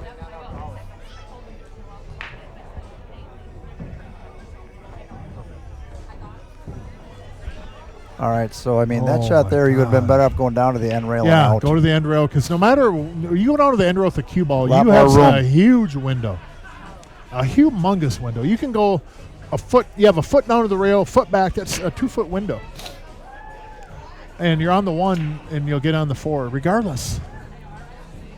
You don't do that. Well, get I'd that jump almost- stick out again, Josh. I guess I don't know. I'd almost mass say it. I think you do mass say this because if you make it, you're leaving yourself on the 4. You've got a shot on the 4. Yeah. I think if he jumps it, the cue ball gets away from him. Jumps to that cue ball is going to be running wild. And like, okay, here, when he gave me the money, I said, let me go throw this away for you. Because not You could slow roll the 5 into the 13 and maybe follow that in. You'd have the 4 on the side, but boy, That's that tough. is tough shot. Got it. You have to hit it absolutely perfect. Yeah, you would. Off to one side, the other. Don't go in. Yep. Oh, he's going to kick it cross side. Maybe he's. I like going around it. I like swerving it. And here's a thing on that shot though, where Dave had made the unforced error, if we use a baseball term. Look to where you don't want to be too. We always, and I mentioned this multiple times in the stream, but we look about where we want to position, put the cue ball next. Take a second or two sometimes too. Okay, where do I not want to be? Where's the absolute worst place that I could end up? Okay, I could end up behind these balls and not have a shot on the one. Okay, so I want to avoid this area. So I don't slow roll. So that might happen. I go down to the end row like Jerry had said and come up a little bit. You give yourself a 2-foot window. But if you look at that and say, what's the very worst thing I could do here besides missing? All right, well, let's take a real quick peek here. So now he's going to roll that 10 and 13. He's going to roll down for that. I like sliding over into the 4 here. So do I. You open up that 8 a little more. Open up the 8 a little bit more, yep. And I think that you can just kind of low right, kind of draw and just bump over into it. You'd be straight into the 12 and or hit have that the 10. 13 flush. Don't let the 10 ball go on you. Yes, yep. Hit it square. And you don't have to move the 8 either. The only real work they'll have is the 9-14. 9 goes in the side, it goes in the corner. 14 goes in the corner. But you have to be in kind of specific spots to get out on those 2 balls. If you're off a little bit of an angle, either way, it's going to make it tough. So this will be Eric shooting this ball. Then Jesse will get him on the 9 or 14. I like putting the 15 and the 10, obviously, but I like shaping the 14. It'll be the other way around. I'm sorry. I like going from this ball right now and going up and getting on the 9. I'd love to go up there and get on the 9 right now or you can take this ball and then use a 15 and go up there and get on the 9. I like, as being the high-rated player, taking care of that situation a little bit right now. Right there, yep. Go from this ball because you just follow shot. Eric shoots the 9, you shoot the 14. Eric will have to shoot the 15, then get you on the 8. Them balls are big right there, though. Them 3 balls. I mean, you come off the rail, get in the way, you hit that. I mean, he's got to be careful, too. Yep. So. I do think this is the right pattern, though, because... Oh, for sure. You have an easy route to get down there and take care of those 2 balls. And again, they're not trouble, really, but you kind of have to be in a specific spot for it to make it easier to run those 2. So here we go. He'll follow down, try to get straight into the 9.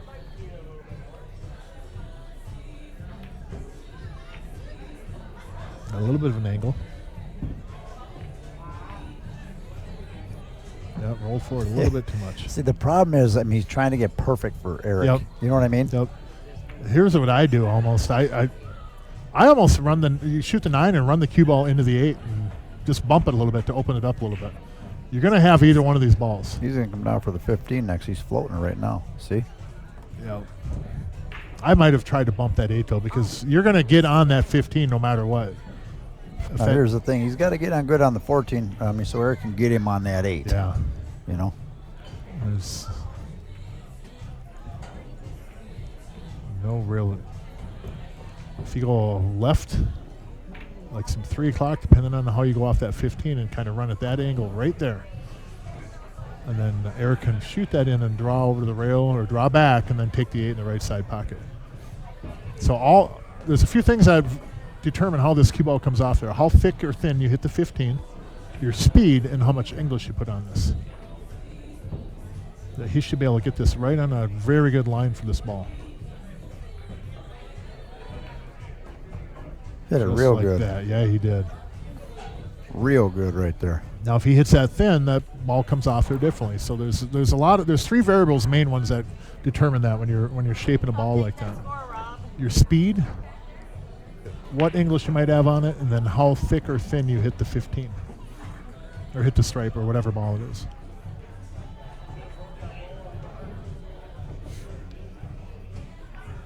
Now Eric has to just kind of stun draw this, which is you kind of slide into it with your draw, and then cue ball goes over the left side rail and comes out gently for the 8, just like that.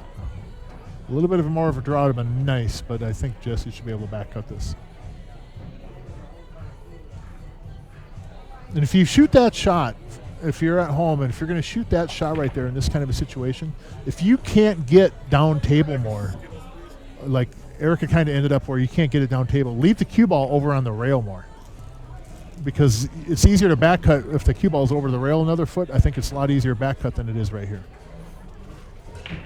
You make the shot tougher the more you come off of that rail. So unless you can kill that ball and slide back and kind of get straight in the 8, you're better off just leaving the cue ball over on the side rail more. Not on the rail, obviously, but see if Jesse can cut this in. Should be able to throw this. Just spin it right in. Yeah, throw some outright English, I think. He'll be coming off that bottom rail. So if he uses a lot of English, the left side pocket Be careful might for the come side. into play. It depends on how much he spins it here.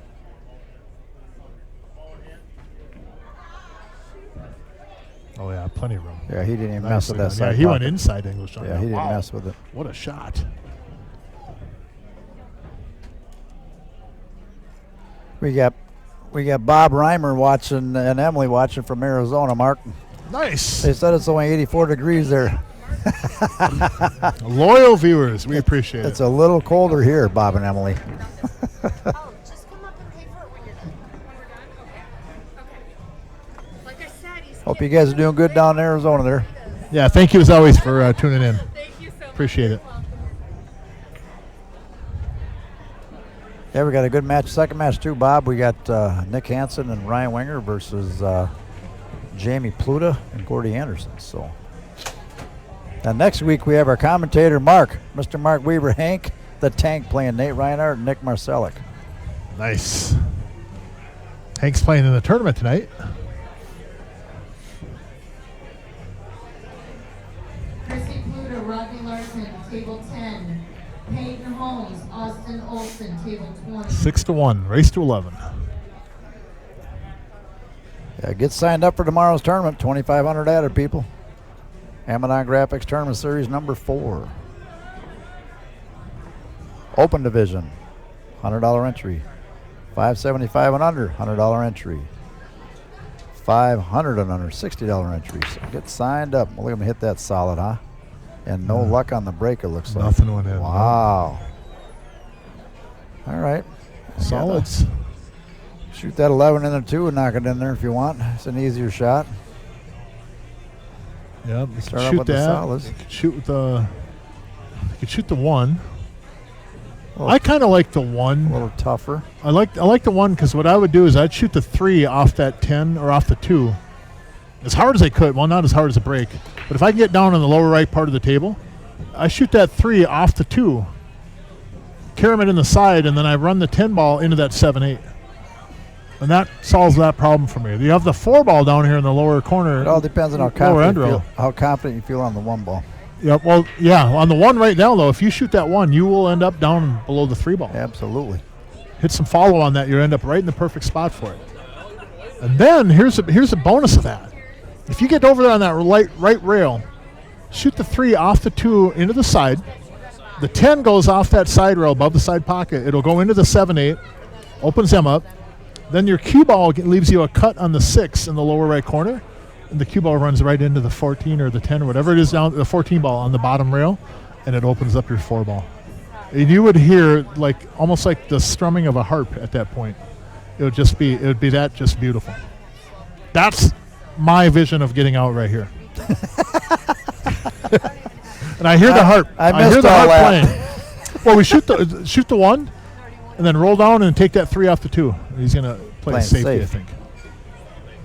They're down 6-1. They got to be careful here. He says, here, you get in the same spot. Let's see you Yeah, guys I take don't- it. Eric's up. See, he figured that. Now you can shoot the 11 in the deuce, and then they're going to be solids. Yeah, I don't know on that.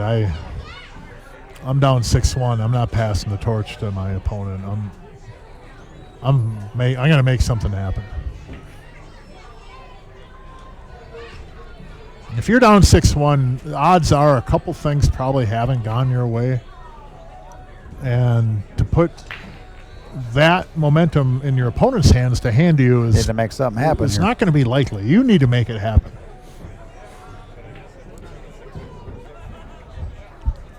Now, if you shoot this here, I don't recommend always elevating the butt end of the cue when you're on the rail. You know, Try to called break jack it it out up. down here. But I would draw off this 11 down into that 14 on the bottom rail. If you're Follow- going to shoot that 11 too, you got to do that. Follow that tangent. I don't like shooting the 6. Yeah, there you go. It's going to elevate a little bit. Now try to hit that 14. Try to hit that 14 or the 4. I had no fault. Just like that there. Oh, he just had to hit it with a little bit more draw. And the 11 went in front of the 6. Oh, my goodness. Look at this mess now. Oh, boy, oh, boy, oh, boy, oh, boy. Oh, boy. I don't know, Jerry.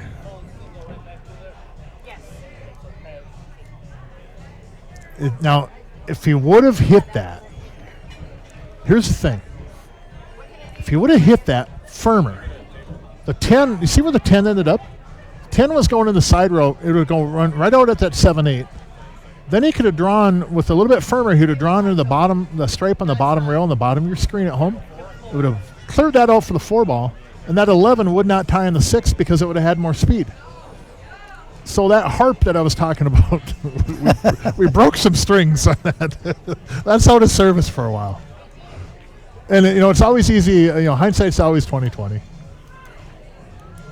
But at the same time, that kind of creativity and working out problems like that and seeing the solutions that you're going to have off of one shot is the difference between a mid-range player and a higher-rated player.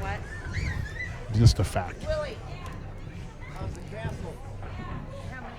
Man, he had an opportunity. I don't want to be going back in time a lot in this. Fortunately, he's in a situation where he hasn't moved forward in this rack. But again, if he hit that firm, that 10 ball is clearing your 7-8. The cue ball is going down on the bottom rail, and everything's going to be open for you.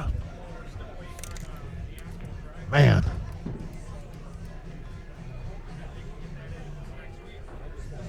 Not sure what he'll try to do now. I don't know if he's going to try to pump that 11 over on the rail over to the 14. If he's just going to slow roll safe off the 6. Just kind of graze the edge of the 6. Bump the 11 over there to the 14. Nice. That was a good idea. Nice shot, Jesse. Well, it's all right. Look at that 10 ball. That 10 ball, where that 10 ball is right there, I've talked about this early in the match even. That is my absolute awful place to have a pool ball. I just hate that ball right there. No, wait. What do you... Whoa. Here. Okay. Evidently, you don't want We're to... going to safety game here. You It's don't gonna be a long want to game. shoot balls. This is a big game for Dave and Josh. Yeah, though. I think he needed to pocket a few balls and try to... You're down 6-1 and you're trying to have your opponent hand you something now. Okay, so who's shooting the solids or Eric Jesse and Eric? Jesse are solids, yep. Okay. God, they got to keep that kid quiet. Now, if you move any of these balls here, the 6 or the 3, I don't mind that either. I don't mind just rolling into 6 gently and maybe putting the 3 up on that 10. Because the odds are that 3 will probably go on the side. Slow down, but to run a hanger and drop that bullseye.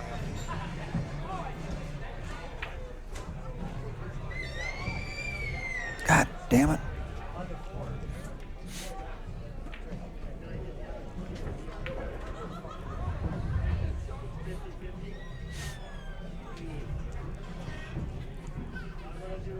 I don't mind doing something to move this 6 and the 3. In fact, I might even cross bank that 6 in the side.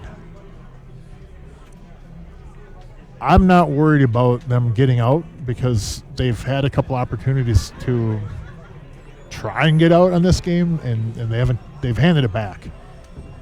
So here's what I do. I cross bank the 6 and run the cue ball into the 8-7. I don't mind that I'm breaking that 8 up, that out for him, because if you don't want it at that point, I want it. You know what I mean? If my opponent doesn't want it, I want it. And if you're not going to go and grab it when you're down 6-1, then you don't want it.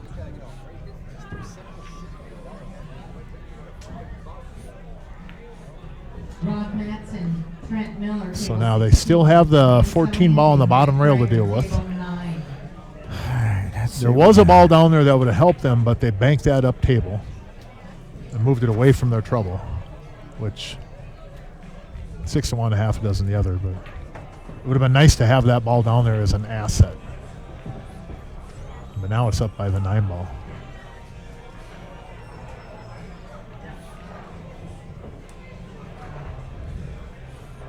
Yeah, if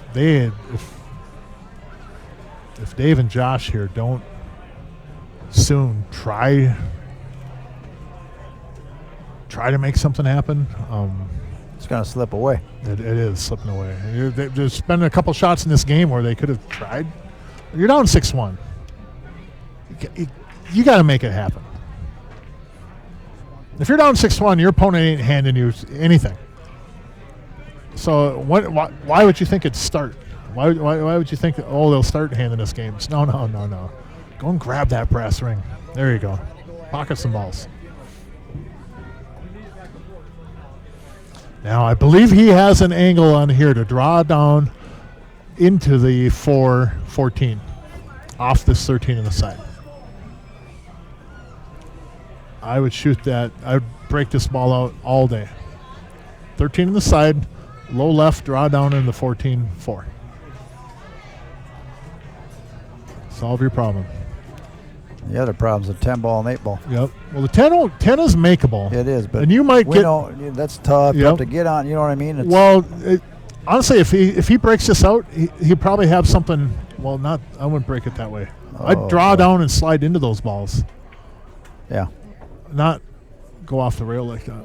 Because you're only going to push It's okay going off the rail, Mark, because it would have pushed this ball this way. Yeah. But you got to really pay attention to your tangent line and where you're coming off that rail. And you got to make sure you're going to hit the 4 hard enough, solid enough to be able to move that ball. I slide down into that with draw. Yeah.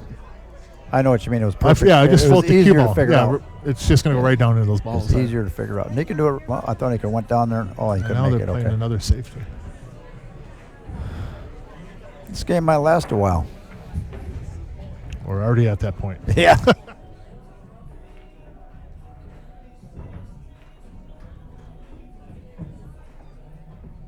All right. Anyway, with that, Mark. Oh my God. Jesus, Jerry. That was pretty good. Oh my God, that was pretty good. Oh boy, oh boy.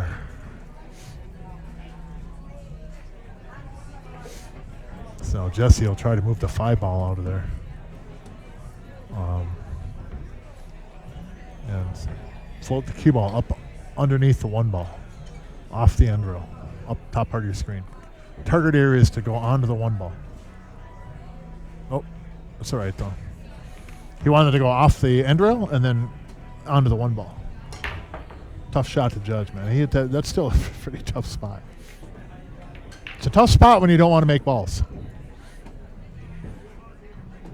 Because now you're really looking at a tough shot. Whereas earlier you had shots that were a little bit easier to make. And I've been there in pool games. We've all been there where we were playing a little defensively, whatever, and all of a sudden we're sitting there thinking, like right now in Dave's mind is going, God, I wish I would have shot that ball when I was almost straight in earlier. A couple turns ago. I wish I would have just shot that ball. Or I would, slide down in the 4-14, but see what he does here. If he makes this ball, he'll have a good shot on the 10. Josh will. Another safety. Not a bad play though. They got a ball down there to help with their trouble. It benefited their position, in other words. So 6-1, race to 11. First of 2 matches tonight here at Sierra Sports Bar in Coon Rapids, Minnesota. Thank you as always for tuning in. Mark Weaver in the booth with Jerry Johnson in and out, floating around. Good shot, Eric. Well done.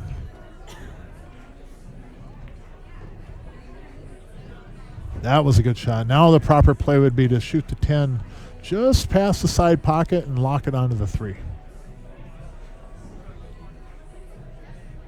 You're not going to get more safe than that probably. Just kind of just bump it over to the 3. Oh, he's going to thin it and put the cue ball down on the bottom rail.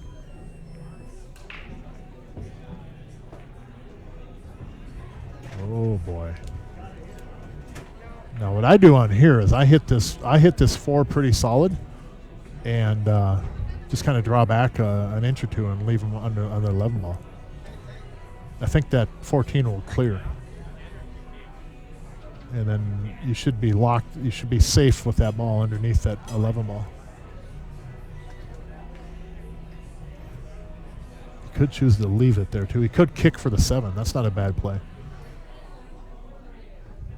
It's not a very good percentage shot, but Little Joe is in the house, and he does have that diamond system. Kick with extreme accuracy. He does offer lessons here. If you are interested, feel free to give the CR Sports Bar a call. Little Joe has years and years of pool experience, and he loves to share with people. Not just as far as in lessons, but there's multiple times he's in here just helping people out with their game. Definitely, we're blessed to have him here. I was telling him he was giving a gal a lesson a little bit earlier today. They were playing, and like there, nice shot, Jesse. Beautiful, beautiful safe. 4-7, 7 goes okay. But I was telling him earlier when he was giving a lesson earlier.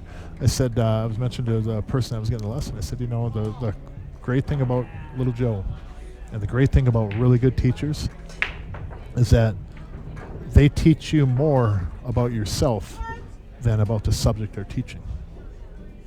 Those are the very, very special teachers, and sometimes it takes a gift to have that ability, where you not only learn a subject, but you learn more about yourself and your capabilities, and you learn more that way. Those are incredible teachers to have in your life, whether they're a teacher or even just someone that you look up to, a mentor, etc.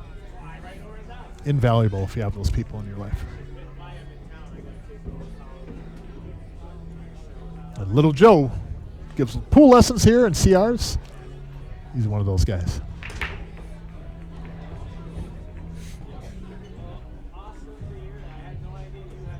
So Eric now 5 in. I wouldn't slow roll this ball. I would elevate a little bit and slide over off the 5 towards that 7-4.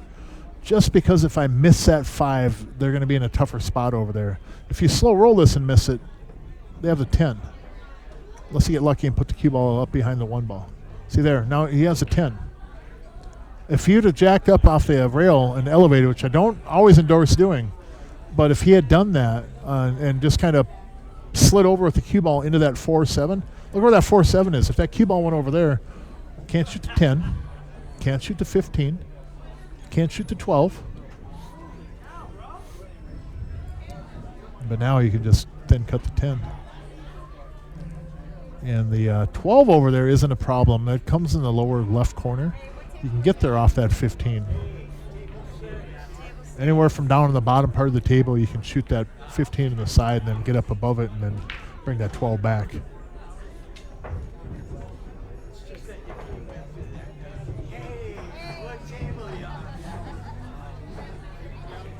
You have to have kind of a specific angle on it, or you use a 10 to get over there too.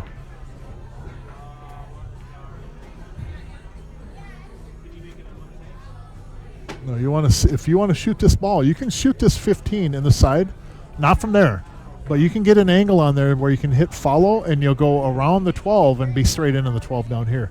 You have to get that cue ball in the right spot for that. See if Dave gets it there. If you don't get there, you can always go 15-10 and use a 10 to get over there.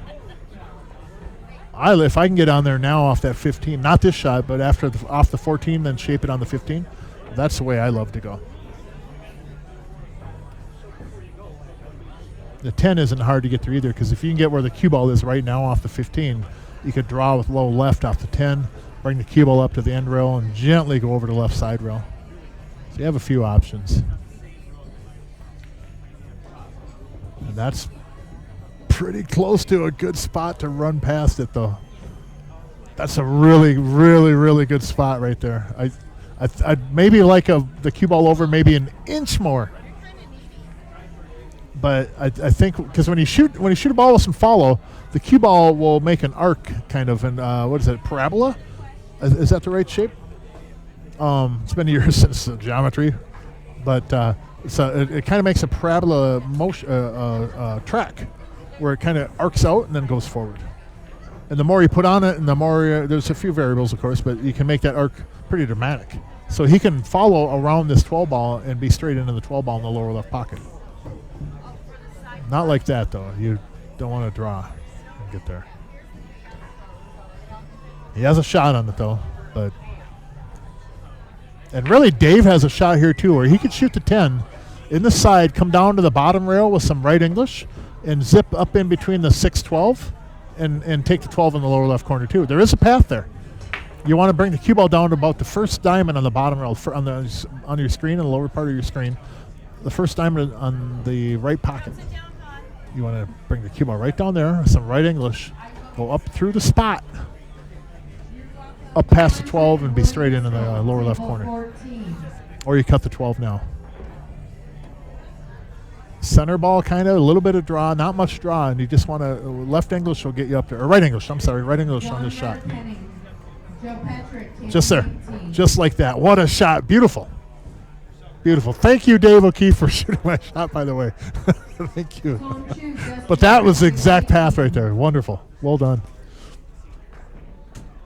Well done. Just floated the cue ball down to the bottom rail and let that English bring the path over there for you. God, that was a good shot.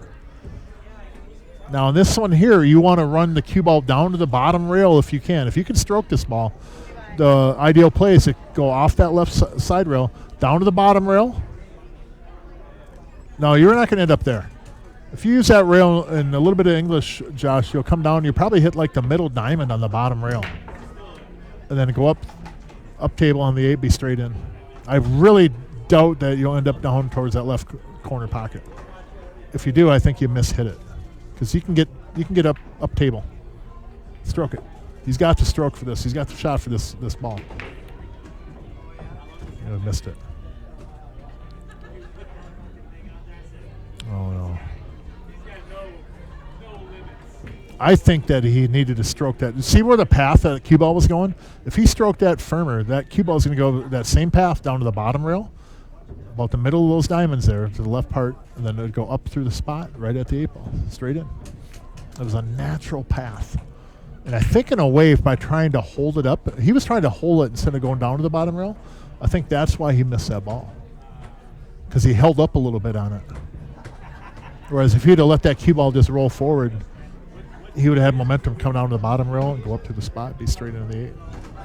Still not a bad spot right there if he just made the ball. I mean, most everybody in this that's playing pool right now in this room, in the weekly or whatever, is going to make that 8 from there. But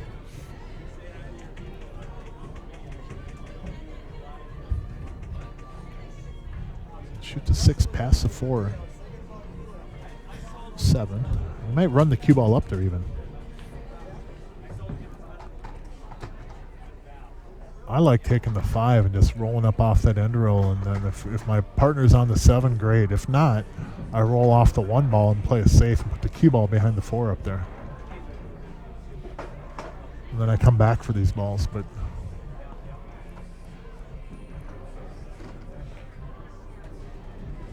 he's going to play the 7 now. Carry him off the 1 ball into the 7. Great idea. It's almost dead. Good shot. Oh, and he got a good rub on the 3, too. Look at the 3 bumped up in front of the side pocket. A little bit easier to make. You can get down table and take the 1-3 combo. You could take the 1 if you get to where you're straight in. You can play it safe now on the 4 if you want to. You don't need to, but that option's there, Eric.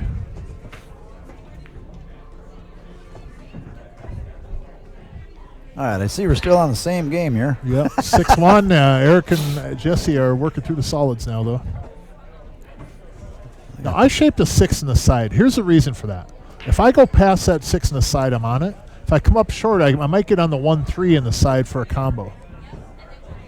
Oh, he's going to shoot 6 in the bottom right. Shoot that, shoot that there, too. But here's the thing. Look at that little window he was playing for there. Yeah. If you come across that now and come over to the right side of the table. But now look at this. Then you can do whatever you want. Watch the combo and watch where the balls are going, though. You know what I mean?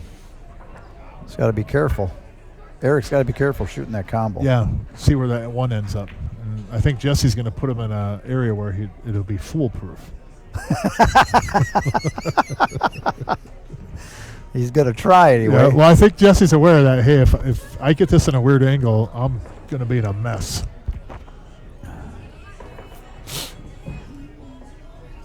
Okay, one's going to take off toward that 8. So, I mean, he'd be okay. You just got to make sure you don't hit it too light. I think he can roll almost solid square into the 1 with some English. And just Yeah, but there's an spin it angle in. on that. The one's Yeah. going toward the 8, isn't it, Mark? Well, if you're running square with some right English, it'll throw the 1 enough to make the 3. Or if he really wants to be courageous, just kind of hit it firm and Because you'll play the play the 4 1 in next. the lower right corner. Yeah, hit it kind of firm. Yeah, the 1 goes up Yep. there, play the 4 up there next. Yep. That's Don't- what I was saying. Freeze them on, you know what I Yeah, mean? Don't do that. Jesse can he can make this ball though. I don't know if he can. Yeah. If it's frozen, you can just push through. So you go to the left side of the 1 here. You don't go to the right side and try and cut it. You go to the opposite side of this ball with some left English and just kind of roll through it with your cue, and it'll throw that 1 right in there. Because picture bicycle gears. There's 2 gears together, and the way that one cue ball is right now, if you hit the left side of that cue ball, that gear will turn to the right, and that'll throw that ball in. And because they're frozen, it's legal to push through with this and not have it be a foul.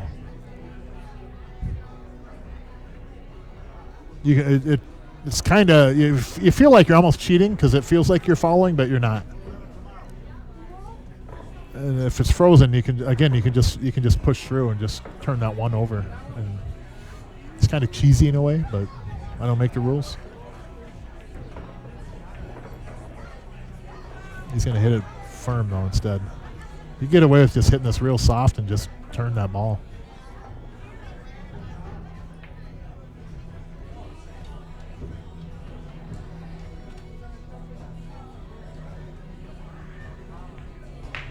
Now watch that stripe if he's coming around.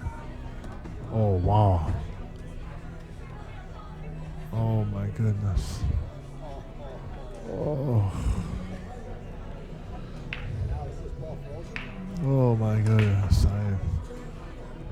You guys got any aspirin here? I need a couple of aspirin. Oh, my You got a headache over here, Mark, or what? I'm getting one. Now, if that ball's not frozen, Oh, they got a my pretty good goodness. safe here, Mark. Hopefully next Friday we get racks like this where there's just outs and the team doesn't get out when they're supposed to. Although that's a great shot, Eric. Well done. Yep.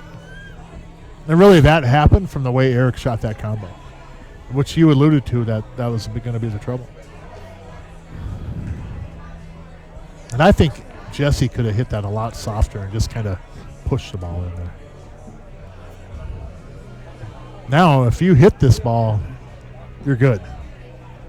And he might not like going on the end rail, but I kind of like the end rail because if you go right up to the end rail, middle diamond, and then come down and hit the left side of that stripe, you're safe. Right here, Mark. Just left of that No. first diamond You see, if you and come around and just touch that ball. but if you come in above it, you're going to leave them the 4. They'll have a look at it anyway. He wants to hit it on the left side of this ball. Yeah, well, we'll see. We'll see if he bought He's Joe's playing video. he's coming on the 8.5 right here. I'm just telling you where to hit it. Yep. I go off the end rail myself, but I think playing one pocket, you get used to kicking those end rails to get yourself out of trouble. Look at this shot.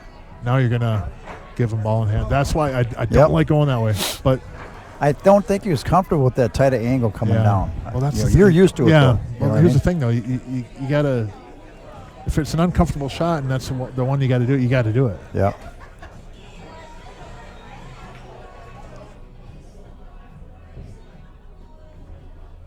And you're right, though. If he would have hit the left side of that instead of grazing over the top of it, he would have been safe. Yep.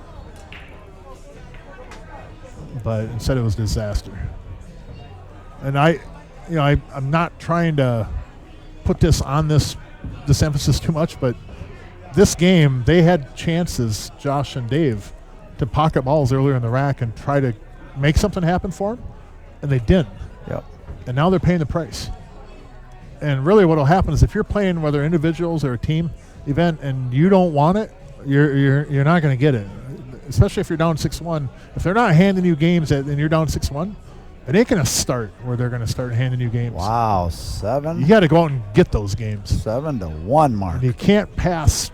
You can't say, here, you figure it out. You can't do that at that point. You just can't. You gotta want to win. And I know Dave and Josh do. Don't get me wrong.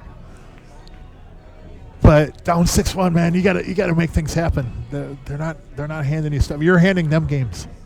Anyways.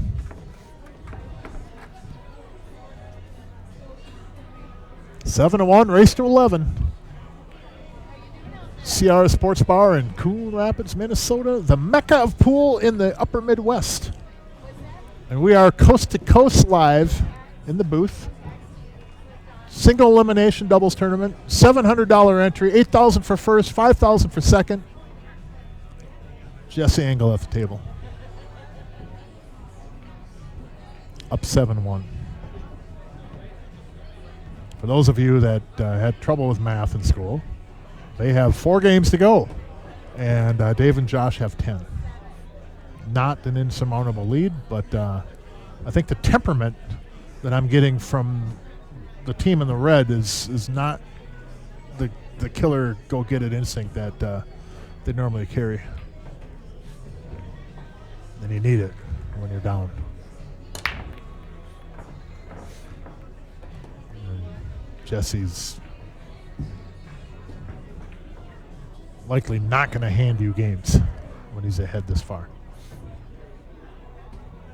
Down this much, he might take chances that he otherwise wouldn't do. Eric as well. But now it's more of a just don't make major mistakes, and they should come out victorious in this. That's a mess over there. Yeah, I don't like solids much, but if I shoot solids here, I'm taking that 1 off that 8 ball. And here's the thing. The beauty of that is that the 8 is going to come off that rail into the 10. Yep. And that 10 might go down here and knock your 2-4. So you play the 1 off the 8. 8 goes off the rail into the 10. 10 shoots into the 6 or comes down here and hits the 2-4. The 8-10 is your friend right now. I would smash this ball. Smash it off that 8 ball. And hope that 8 goes into those. He's just don't you gotta see that doesn't help you. That doesn't, to me, that doesn't help me. Now the 8's still in trouble. You still have the 2 and 4 to deal with. And that's kind of a thing where talking about creativity is about seeing some stuff on the table as far as an opportunity. Now, you're going to make that ball off that 8 no matter what. The 8 ain't going anywhere. But if you hit that firm, that goes into the 10 ball, man, and it breaks everything out. And everything gets easy after that. The difference between a lot of mid-range and the upper-rated players is that we see those things. And we not only see them, we shoot them. These things are things that you learn over time. You know, like Eric is playing with, I know he plays on a team with a lot of the high-rated players, and you know, those are things that you pick up over time. That sometimes early in the rack, if you get a little bit more creative, you can solve all your troubles. But we got Jesse Engel at the table now, up 7-1 with a 6-game lead. Now he could cut the 11 and run the cue ball down there into the 10 goes in the side, so he doesn't have to break that out.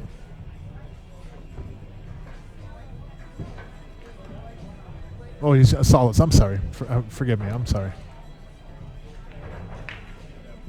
So we back cutting the 5. I'm trying to. I believe he'll be trying to shape the 7 off this.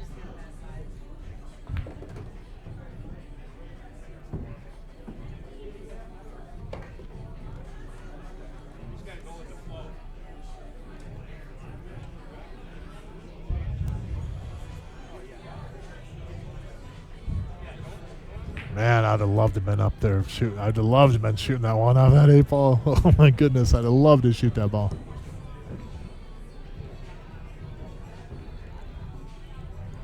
So Jesse's shooting the 5, lower left corner pocket. I think he's gonna try to draw back and get on the 7.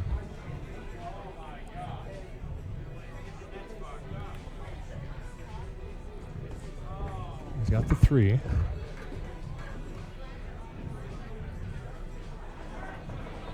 Now he could roll into the 3. He could shoot the 3. If you had a little bit more of a straight on where he could stop there, he could shoot the 3 and get an angle on the 6 where he could roll into the 2. But I like that idea too, Eric. Good idea. Shoot the 3, roll into the 10, and then get an angle on the 2, and the 2 breaks out the 4 for you. But you're going to have to bump this 10-8. Just like that. Good shot, Eric. Well done. Now Jesse will roll the 2 past the 4. Or past the 9, I'm sorry. Past the 9, and then bump the 4. And then the 4 should be his next ball. If it goes by the 9, I'm almost certain it does. So he'll run into the 4 naturally, and then try to get the cue ball to roll forward a little bit off that. And then have the 4 next lower right corner.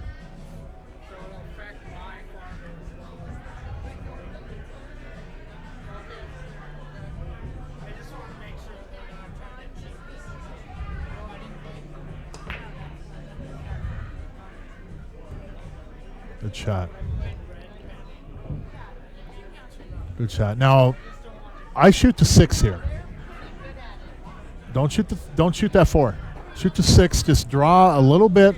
See where the spot is?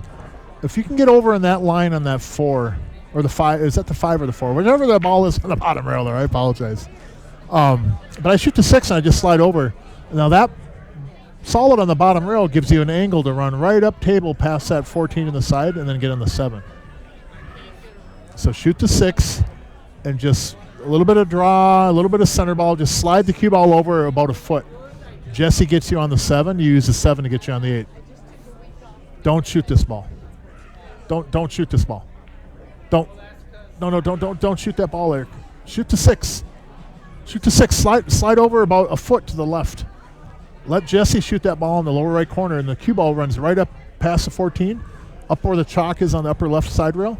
Gets him on the 7. 7 gets you on the 8. You got this. I believe in you right now in this shot more than you do, Eric. Shoot the 6. There you go. There you go. Shoot. Beautiful. You got this, buddy. And I root for both sides. Don't get me wrong. I root for both sides. Yes. Now, perfect. Look where that cue ball is. Look what Jesse can do off this ball. Beautiful. That is 100% great pool right there.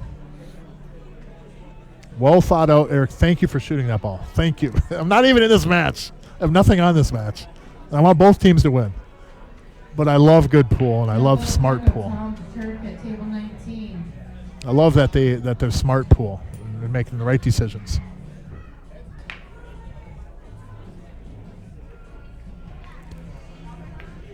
So Jesse will go up table, and Eric should love where he's going to end up for the 7 ball. It looks like he's going to draw this. I think he goes center ball a little bit of right and just float off the upper left rail there, but I am not going to dispute what Mr. Jesse Engel does. There, just like that. That was the path I was talking, right there. Bam. Thank you guys for making me look good. Hank Line and Rodney Larson, table 17. Because every blind squirrel finds an acorn from time to time, and I got a bevy of them right now. I got a bunch of acorns stored up right now. Did he use low on that to bring it back there? Yeah, yep. Low and just came off the rail and used low and some English, and then let the English just propel him up that way. Good shot by Eric, too. Well done. Got off the rail, hit it nice and firm. Eric has really, his confidence has just shot through the roof, and I'm proud of him.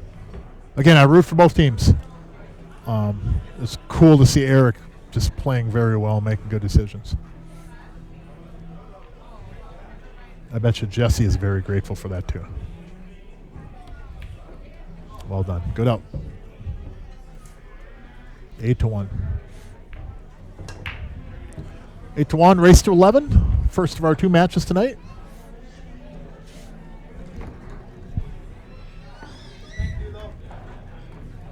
And Jesse will be racking and breaking.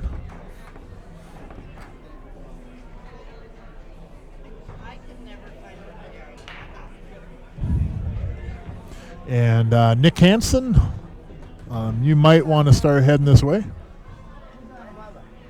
Yeah, he plays next. Nick and He was supposed to be. He was playing with Gordy. Who else is up there? I don't know.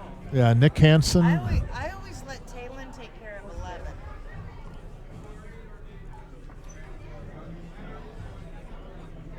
He was just up here. And Ryan Winger. So Ryan's here. Still a lot of pool left to play. I don't know when Scotty came in. I know Ryan Winger is here, though. I have not yet seen Nick the Stick Hansen. But I think he only lives a few minutes away from here. 8-1, Jesse Engel at the table breaking. Race to 11, Scotch Doubles, BCA rules. One thing about this format I always mention is that sometimes in Scotch Doubles events, the person that makes the 8-ball cannot break. It has to rotate. In this format here, it does not matter. If you make the 8, you can break. So your rotation resets, I guess you could say.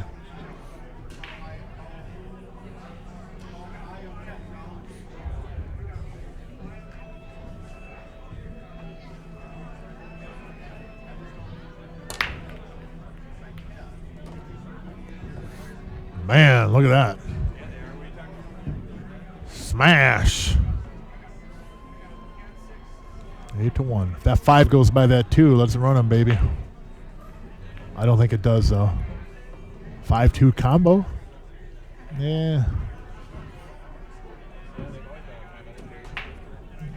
You could do the 5-2 combo. Here's why. The 5 will go off the 2. It'll run down into that 3-8, and it'll move both those balls for you, and we will reinstitute the playing of the harp. Now, if you hit this 5-2 combo, you don't want to hit this soft. You want to hit it just, a little bit firm, but you don't want to hit it overly hard. But you want to hit it. You got to realize that 5 is going into likely going into the 3-10 or the 3-8. It's going into those balls there. So I don't think shooting the 7 is a bad thing either. I just don't like that shot. Because if you can stop shot in the 7, you're out too. Stop shot in the 7, you got the 3. The 8, I don't think goes in the lower left corner, though, so you do have to put that in the side. I like that 5-2 combo. Nah, I really don't. Here's a good shot. You got to stroke this one pretty good. Stop shot. Leave yourself the 3. Ken Samudio, Justin Smith, table 10. That's okay. Good shot. I think he shoots the 3 anyways because you almost have to. If you shoot the 3, the 8 will clear for you. And I think if you hit this well, the 8 will end up open. The thing you got to worry about if you shoot the 3 is that going off the 8 into the side with the cue ball.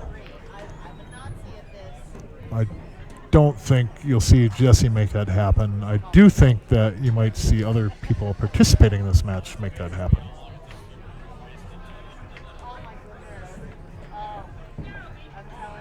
And I think Jesse's looking at it right now. Where's the 8 going to go?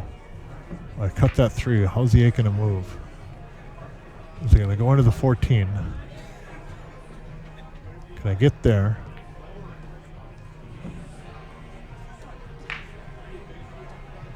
And the one thing about the 3, though, moving the 8, is that the 8 may go. He ain't going to hit it that hard, but the 8 does have a path where it might go cross side and follow the 3 into the same pocket. He ain't going to hit it that hard, though. He's going to hit it just enough to make the 3.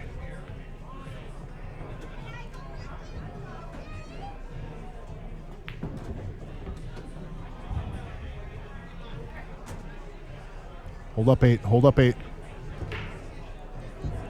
Oh, boy, oh, boy. Well, you got the 1. Elevated over a ball. You make this. You're out.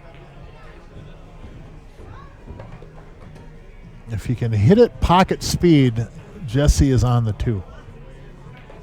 If you hit it harder, Jesse may have to shoot the 5-2 combo. So what I would do on this ball here, I'm going to try to hit this one about as full as I can and still make it. So that way it'll hold my cue ball over there more. The thinner you hit this, the more the cue ball is going to release into the middle of the table. So if you hit this kind of full, it ended up down there, yep. But if you hit that kind of full and slow roll it, I think he could have held him for the 2. That's a very touchy shot.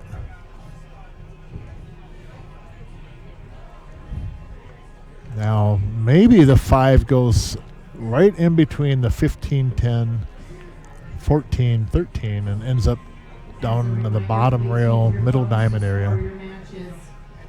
Maybe. Maybe hit it slow enough that the 5 stays up there, which is even probably a better result. Stays up in the middle of the table. This really depends on how we can make the 2 with the 5. If he hits it thin or hits it a little bit thicker, it's a tough shot to judge where it'll end up, especially if you hit it soft. Get through there. That worked out pretty good. Wow, very nice. All right. What do we have, Mark? I'm jumping back in here for another 30 seconds. 8 to 1. 8 to 1. They're on the 6, getting to the 5. Just punch it right out there. Yep, a little bit of not much draw. No, you don't want to hit it too low. You don't want to get behind the 15. Perfect. That'll work. Yep. Jesse will well, make not that work. perfect, but yeah, not perfect, but that'll come with 2 rails out. Yep, Jesse will make that work. Yep. Oh, you don't want to spin too tight in here because you'll run into it. I mean, you got to be careful. He's got to come down. Well, he might draw it over there. What am I looking at? He might run into that ball and then try to take the 8 ball in the upper corner. Yeah. Or is he gonna play off the stripe and the 8? Get that harp ready.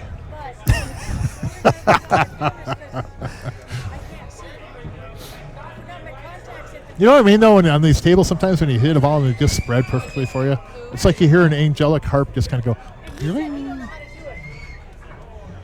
Jesus Christ, I got the kids over there screaming. oh, what a shot. That's Man, a great he's got shot right control. there. Wow. Yeah, he's got control. Yeah, he controls that ball so well.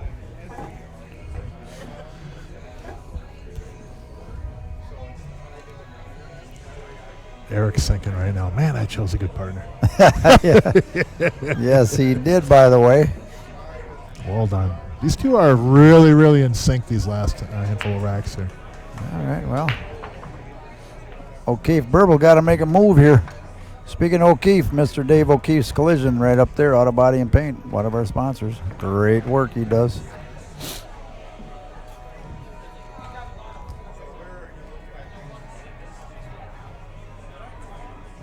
Support our sponsors out there, everybody. To make a lot of this possible for adding the money to certain things. We added $1,800 to this. Amadon Graphics and CR Sports Bar added to that one. So Amadon added, it was $10,000 to all the tournament series. Mm-hmm. So. Yeah, they're a heck of a sponsor. Everybody on that screen, Yeah, thank you so much. Mac does a great job getting the big money up there. But everybody, we do appreciate the sponsorship. And I've always said, too, Jerry, thanks for letting me come on here and babble for a few hours on the Fridays. I really enjoy the forum and the ability to. But thank you all sponsors. You guys do a lot. ESPN did call me about you, you know, Mark. Yeah, I've heard the rumors. I've heard the rumors. I heard you turn them down because they're too liberal, though. Well, if the money's right, though, you know, I might have to. We'll have to negotiate. Don't cave. No, I have my standards.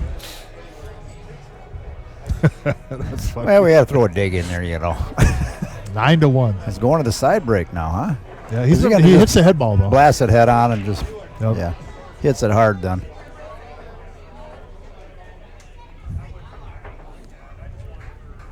Boy, I tell you, this rack here be Yeah, if they get this game here, it's not even a nail in the coffin. They're shoveling dirt at that point. That's just it's just tossing sand on the Well, box. let's At that point, it's just tossing sand on the box. let's be hope honest. Dave and Josh can get it rolling here and get a few games back and claw back, huh? Yeah, they can. Absolutely. Definitely have the they can. ability. I kind of feel that a couple of games ago when they didn't really go out and get it. I kind of feel that kind of set the tone for what's gonna happen there at the Yeah. end, though. Unfortunately, Josh is on his way back now. because you have to. Yeah, it's not that you don't want it when you're playing, but you can see the energy. I mean, obviously it's easy to have better energy when you're up 9-1, but we're talking 7-1, 5-1. The energy was it just felt like Jesse's side wanted it more. But there's a lot of pool to play still. Yes, there Do is. not Let's count these two out. see what we got here. She's got a good shot at that 6, run them solids. 4 go in. Yeah, 4 goes by. There you go. 8 goes in the lower left, so you get on solids, you can start running. Well, if he can stick the rocker, he can play the 7 and come off for that 3 in the side. Yep. Take care of that problem. Or take it now if he needs to. But then you got that 7 Yep. lurking down here. I see? think I take it now and I draw back and try to get on it. If I don't get 'cause on he's it, I've got straight. the 6. Yeah, I like that move. There's a little window there to get on that 7. And you don't want to get on that 7 to where you're kind of stuck either with a weird angle. But If he's confident, bring If it he's back to confident, where he's yeah. at now, I'd do that. Yep. Or even running up into the 3. But Yeah. I don't. You don't have to do that. You can just run the cue ball out here. Oh, Dave. I hit it too far. Uh-oh. He jumped up when he shot that, too. I think he's all right there. I think he can see it. Yeah, he can still make that, can he? If he can't make it straight, he could take it off to 6 if he has to. I'll tell you who's on fire right now is that Willie Driscoll. Yeah, he's Scotch Doubles. He's won. They won both them 2 terms of Scotch Doubles. He won both them. He won the Friday night last week. And he did a little gambling session, won some money there. And Willie's on fire. Yeah, good. That's good to see. We're going to Vegas with him next May. Okay. Me and Rob and him and Rob Thompson and Nick Hansen. Wow, Sticky Nicky. Pretty solid squad. Yeah, it'd be good. Speaking of Sticky Nicky, look who walked He in. walks right in the We house. just said his name and he walked in the door. What's up, Nick? Welcome, boys and girls. What's the score? 9 open. So they're going to come back and go hill, so we'll start the score about 3 to 4.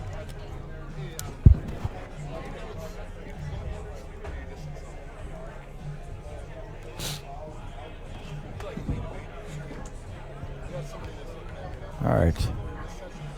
I don't know if he's straight on or not, if he can maneuver that cue ball a little bit. Or he can, boy, oh boy. Josh is looking like, what the hell am I going to do now?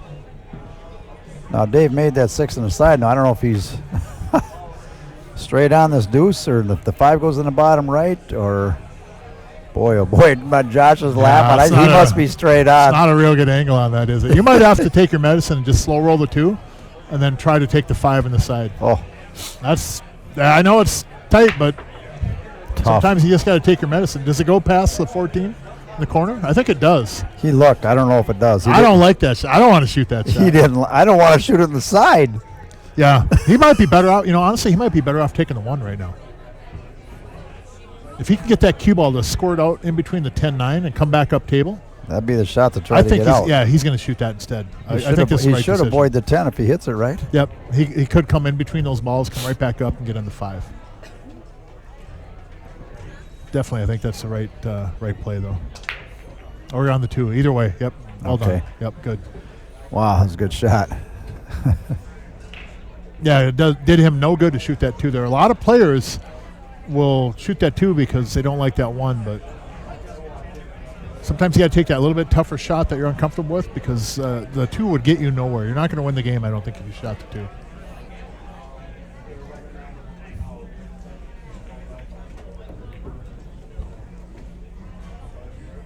Hit that one pretty good. Yep.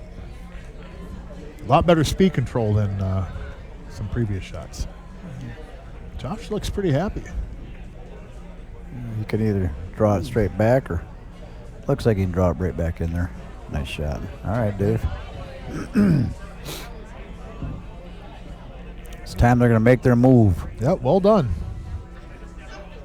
That was not the easiest out, but they got her done.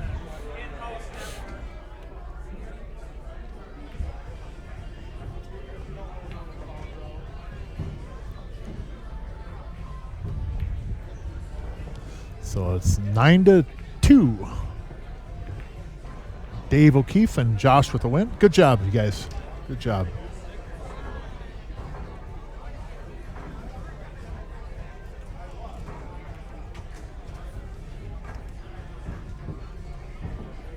Nine to 2, race to 11.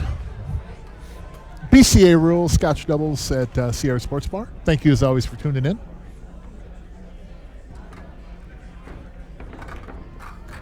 There is a tournament again here tomorrow. Singles event. 3 different brackets. Division 3, $60 entry for Fargo rate 500 and under. Division 2, Fargo rate 575 and under, $100 entry. And then Division 1, which is open, $100 entry. Austin Olson, Chris Patterson, table 17. Side pots, 1,000 added. Calcutta at 10 a.m.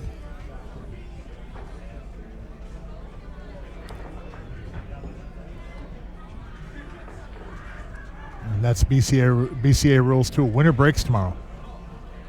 A lot of times it'll be alternate break, but it's winter breaks tomorrow. Doors open at 8:30, 10 a.m. start roughly. If you want to call Billy, sign up, 763-486-2887, or you can stop here at Sierra Sports Bar. First 48 players paid per division, signed up and paid in full. Live streamed here at Sierra Sports Bar. But we have a lot of pool ahead of us here tonight, ladies and gentlemen, and children of all ages. 9 to 2, race to 11. Josh Burbul at the table.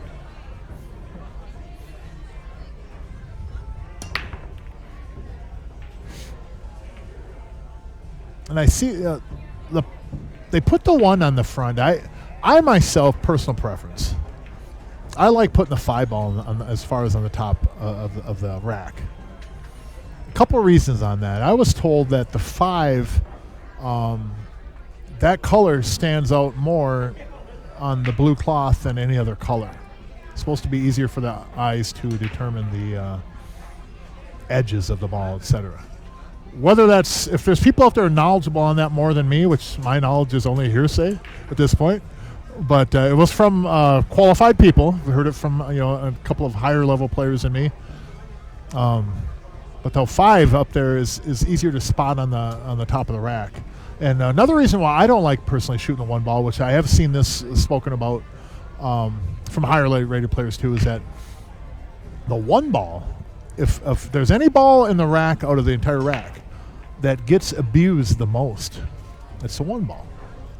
And if there ever be a ball, which is a small, minute thing that can happen, but if there ever is going to be a ball that is not consistently consistent to other balls in the rack, it'll be the 1 ball. Because that ball is a head ball for 9 ball and for 10 ball.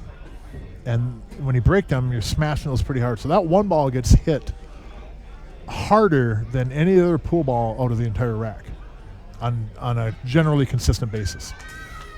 And what I was told is that because of that, if there ever be any inconsistencies with that ball, why would you put that one first to transfer all of the power and everything that you get from your break? Why would you have the inconsistent ball to be the first one to transfer anything? So I kind of agree with that. I don't know if it physically and scientifically sound, but it makes sense to me because, and I think it depends a lot of times too also on the venue. Sometimes you go into venues where the balls might not become match sets. It may be the same balls, but they might have taken balls from another rack. Maybe somebody of nefarious intent pocketed a ball and left or whatever. But if you mix and match a rack, especially, like say more often in a bar, you don't. If you see those balls, they're always chipped up or anything. They're not consistent as well. You don't know what you're getting with them. A lot of times in bars, you might not get a tight rack because they might not just snug up because those balls aren't consistent. And I feel that putting the 1 on the front is whatever percentage, if it even is, comes into play. I choose not to have that even be a factor. So I put it up to 5. I put that first in the rack, playing 8 ball, because I can see it better against the blue. And I'm also not putting a ball up there that gets hit the hardest out of any ball on the table. So a little something for people to think about. If anybody out there knows if any articles has ever heard of anything along both of those lines before, feel free to message me. I'm curious on that because I know I read it on AZ Billiards several years ago, and I've seen a couple of pros talk about that too, but I don't know how much that actually comes into play or not. What have we got here, Mark? Got Jesse and... No, who's shooting what? Where are we at? They're on solids. Okay. Or are they on stripes? Did I just mess up? No, he's shooting a 4-ball. Yep, they're on solids. Okay. Is he trying to come in that rail, come back and bump to 6? What's he doing here? I think he is. I think he's trying to stroke through it with right English, come off that rail back into the 6-8. Nope. Hit it soft. Figure he'll come back for it. Wow. Okay. Probably a smart play, though, too, because I don't know if he could have turned that ball off that rail and come back there.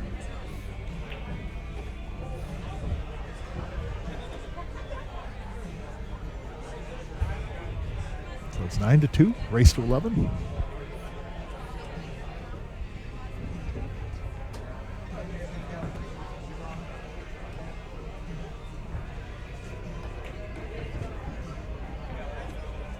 Well, yeah, Dustin, you did tell me about that as far as Dustin Birch has just messaged me. You did tell me about that with the 5 and the blue cloth. That is you, yes. I have heard that sense from other people because I've looked into it, but also having the 1 ball in the front of the rack, that I wonder if anybody has anything on that too. So yeah, you are right, Dustin. You had mentioned that to me. I agree with that. It does stand out better than any other ball.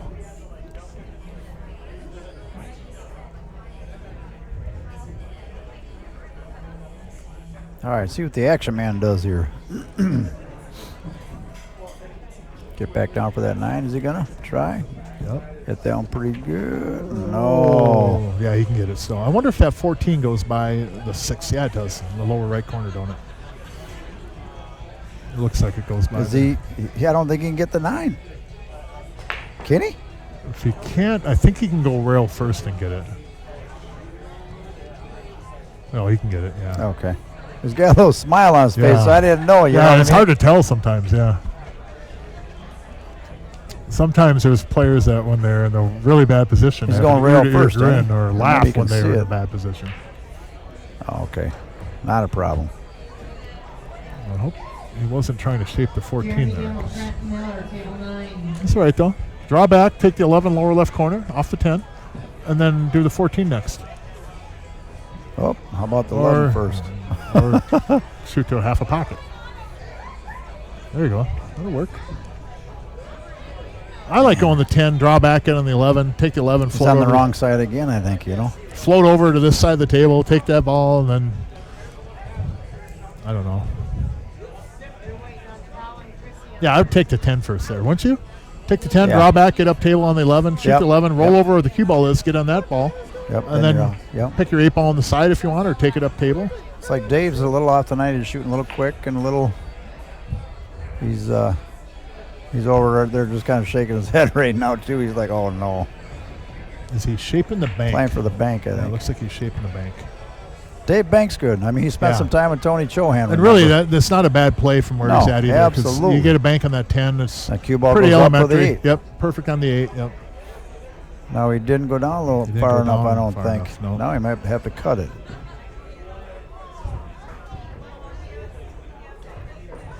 Because if he's down a little bit, no problem banking Yep. it, and the cue ball goes up table. Now he's got to punch it in.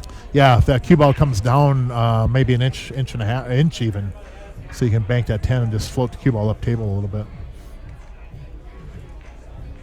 But now I think I do. Well, if you cut it, you're going to run the 8 into the 1. If you run into the 6.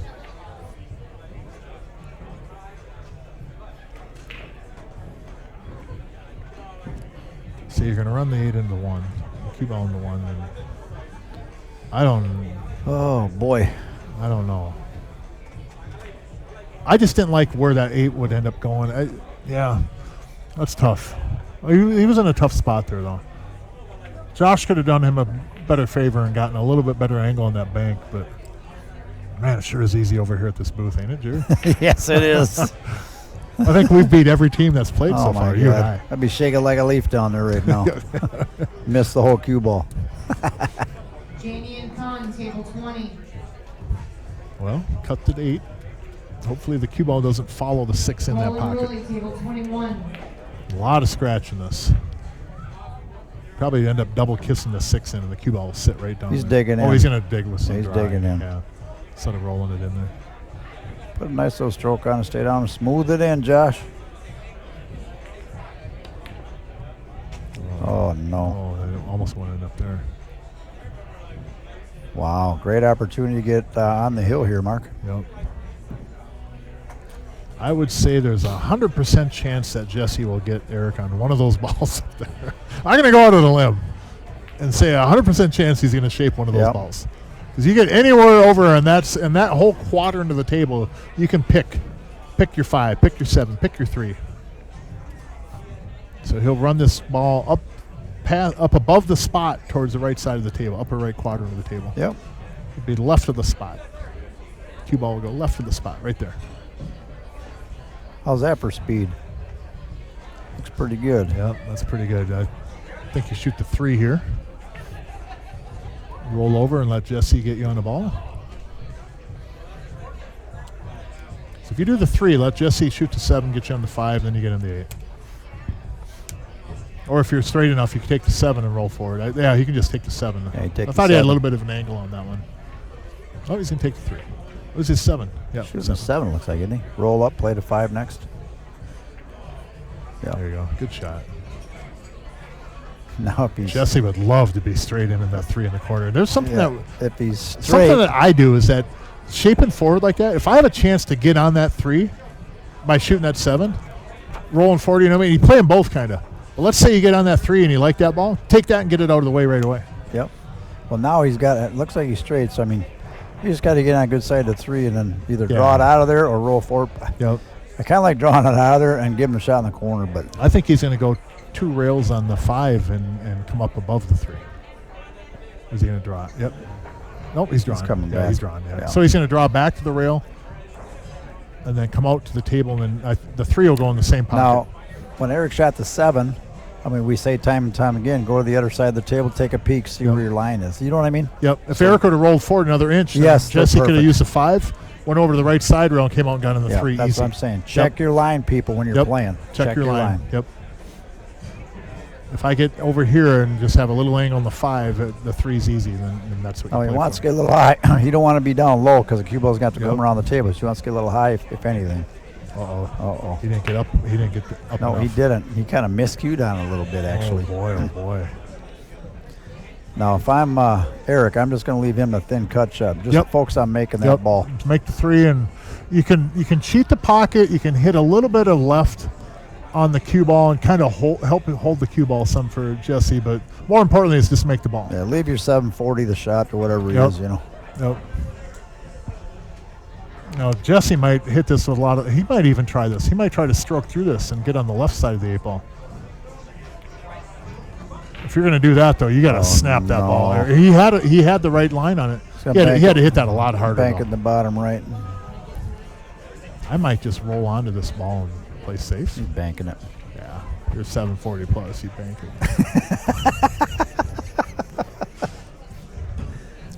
you right? I mean, you do, right? Yeah. Me, I might take the Chicken Little and kind of just roll onto it and say, "You figure something Here, out." you shoot it. You're down 9-2. Yeah, you're down 9-2. Not a bad you guys play, figure actually. it out. But then you know what happens? They kick it in. They get on a roll. Yeah. Then what? No, they got a lot. They got a lot of rolling. They got a lot of hill to climb, Mark. Yeah. Give Jesse a good chance to make this ball, though. But he's there because he left Eric Yep. that shot. Yep. And Eric, he's there because Eric left him that shot in the 5. Yeah, yeah. It just goes back and forth. Yep. This Scotch Doubles is tough. Oh, it man. pinched that a lot.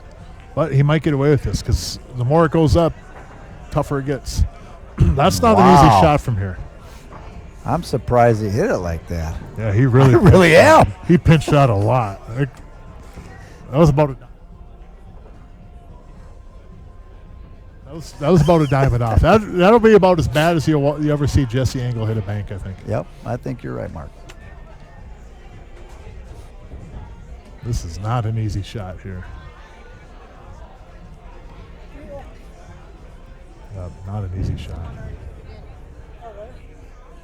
This one ain't very easy either. It's not. I mean, A little back cut, throw it with some low left, yep, spin it in spin it in, and let the English help you turn it. to get When to you the when hill. you hit this with some outside English, which would be left here, you can aim a little bit closer to you on the 8-ball than the contact point really is. So you throw it. When I mean throw it, the English helps turn that ball. Hope he ain't cutting it in the corner. Oh, he might get away with it. Nope, it went up too much. Wow. Man, Table 14. that was his worst shot in several racks. But there is some pressure right now too. You're up 9-2, and They had a chance to go down the hill there. yeah, they did. Man, they're gonna want that one back. Justin Bird, Zachary All Close, right. table 13. 9-3 going to 11. Rob Madsen, Kyle Hurd, table 18.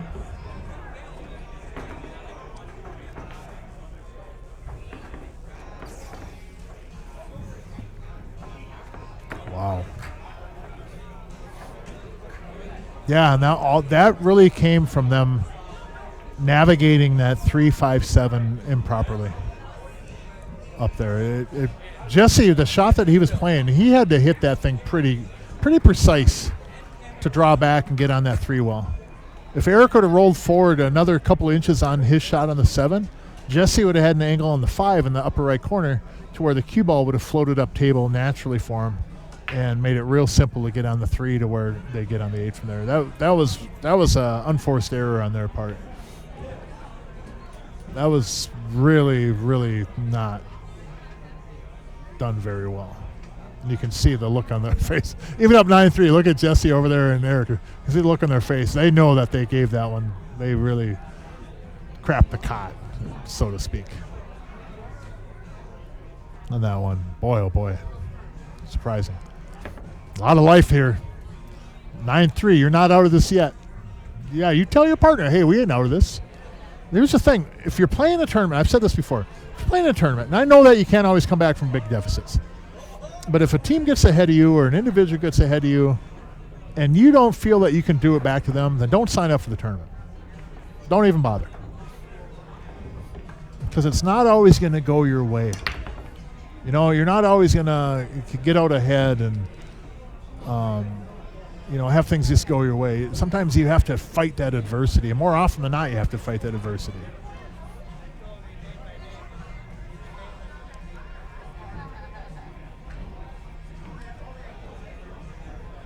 So we got Dave O'Keefe at the table now. Solids are pretty good except for that 5-ball.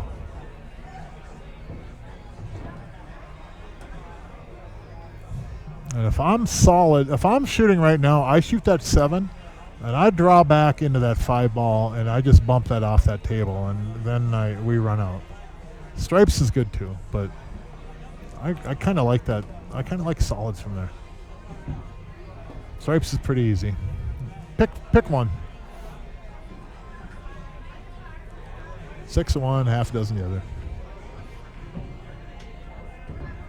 10, 14, 11, 15, 8.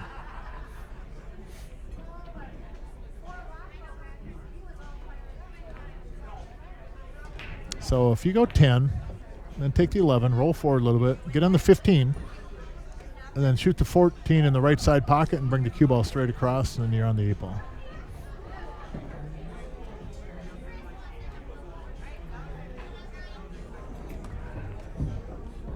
Take the 11. And I try to. And if you can get so where you can draw off the 14 and come back for the 15, that's probably a little bit more ideal. But you're hitting precise shots. Whereas you can get away with it a little bit if you have a little bit of, if you don't have to hit them precise. If you're going to take that 14 and draw back, you want the cue ball right about where it is right now would be ideal. You go a little bit short, makes it a little bit tougher. If you go long, then you're really in trouble. So if you're going to err on this one, err on the short side. So you can still recover. Get that pretty good.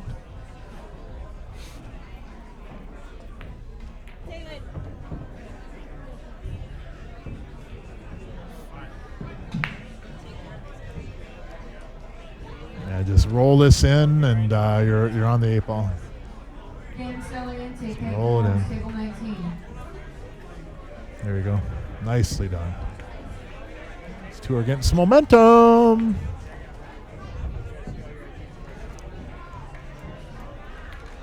Momentum is on their side, that's for sure. 9-4. Race to 11.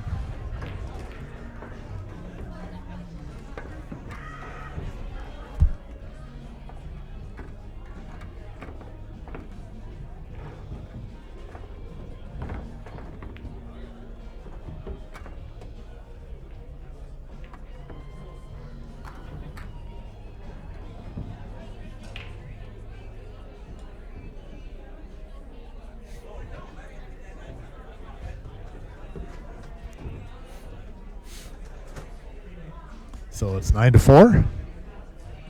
Race to 11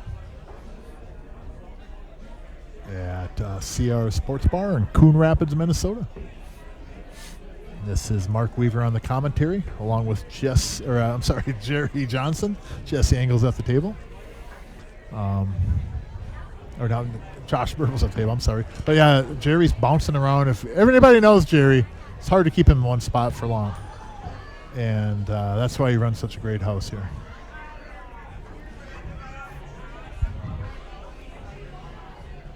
So this was just 9-1 a handful of minutes ago. Now we're at a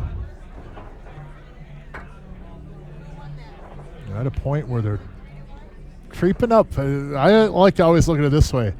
Objects in the mirror are closer than they appear.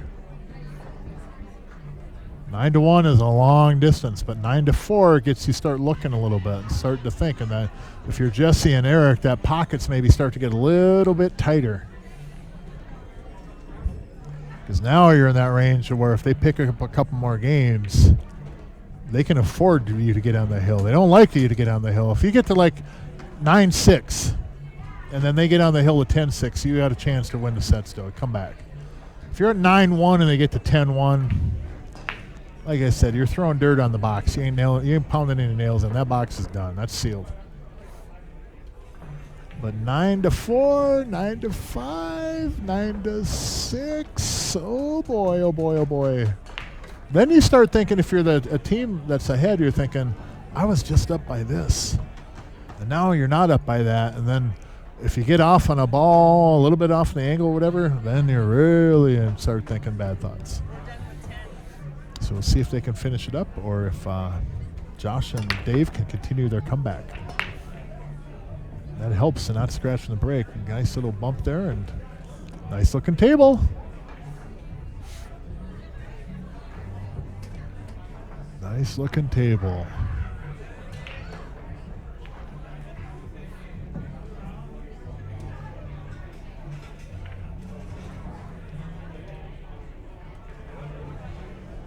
9-4, Dave O'Keefe at the table. Now, if you can get an angle on that 3 to where you can follow through with the cue ball and run into that 15-5, that would be ideal. But I think the angle to get on that 3 is kind of a precise little spot up there. Now, what I do on these shots here is that if I know rolling in slow into that 2, if I can control rolling in real slow and get that angle I need, then I do that. And I might leave myself a longer distance, but I know I'm going to get the angle that I want.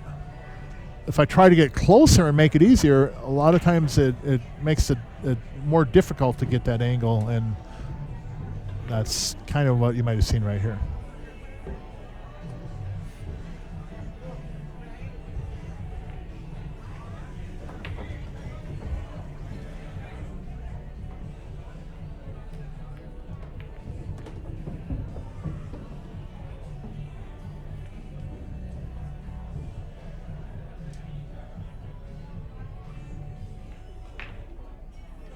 So 9-4, race to 11. Mr. Dave O'Keefe, the action man at the table. Got to deal with that 5. Got to deal with that 5. What you gonna do? What you gonna do with that 5 ball? I believe that the shot now is to take the 4, roll forward, maybe up table a little bit, and give yourself an angle on the 6 that you can force follow into the bottom rail, bring the cue ball up into the 5. If he can draw into this, actually he's going to draw into it because he did this shot once before. Just do that. That works even better. Oh my God, wonderful, beautiful shot. He did that. That shot he did it before where he drew over like that and cheated the pocket. And he's hit that both times. He's hit that absolutely perfect. He hits that ball really, really well. And that's a better path, as we see, than what I was suggesting. Sometimes that we see, and not in this situation, I was wrong, but sometimes from our view on the screen, it's hard to tell what angle they might have in being able to cheat a pocket. But on that one right there, I just called that wrong. Dave was absolutely correct.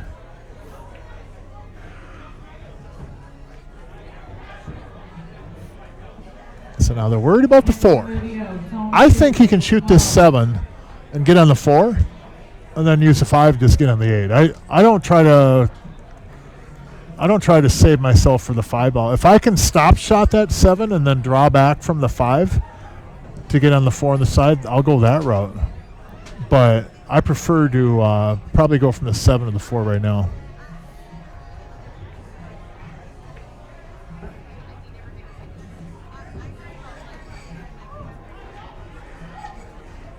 Seven to the 4.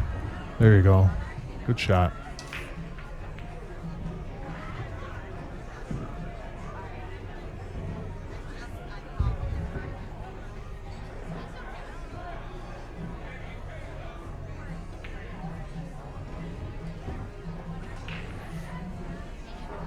No, I don't recommend this. He doesn't have to, but sometimes in a situation like this, if that 11 ball isn't there, it might even be better to bank that 4 cross side. Don't write that down. Okay, I'm just saying that thought would go through my head just because I feel I could get on that 5 better that way than rolling forward. 8 goes in the lower left corner anyway, so it doesn't really matter.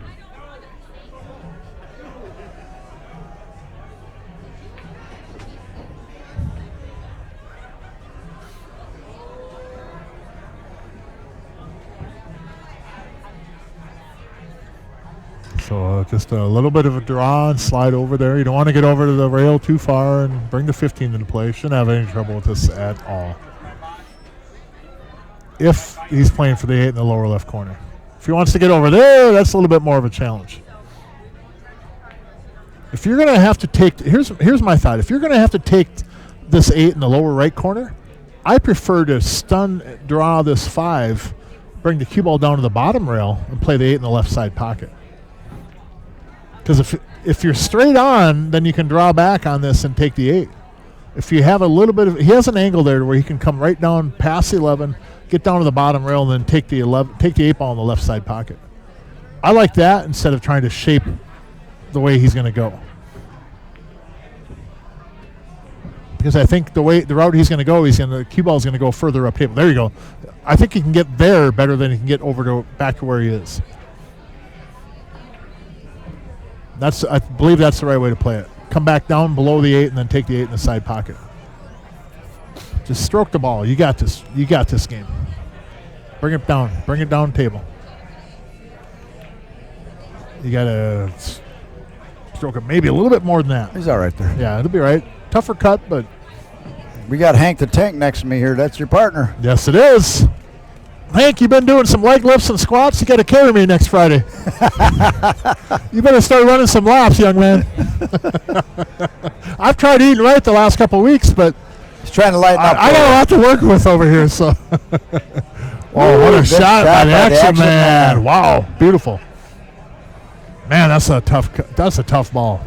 Yep. All right, let's see that one again.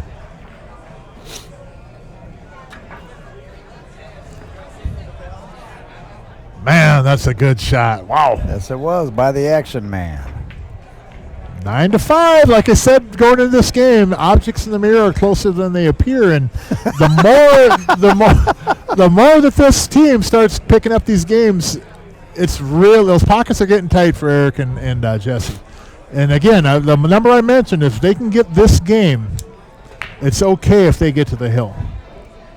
10-6 is a lot better than 10-1. Obviously, that's simple math.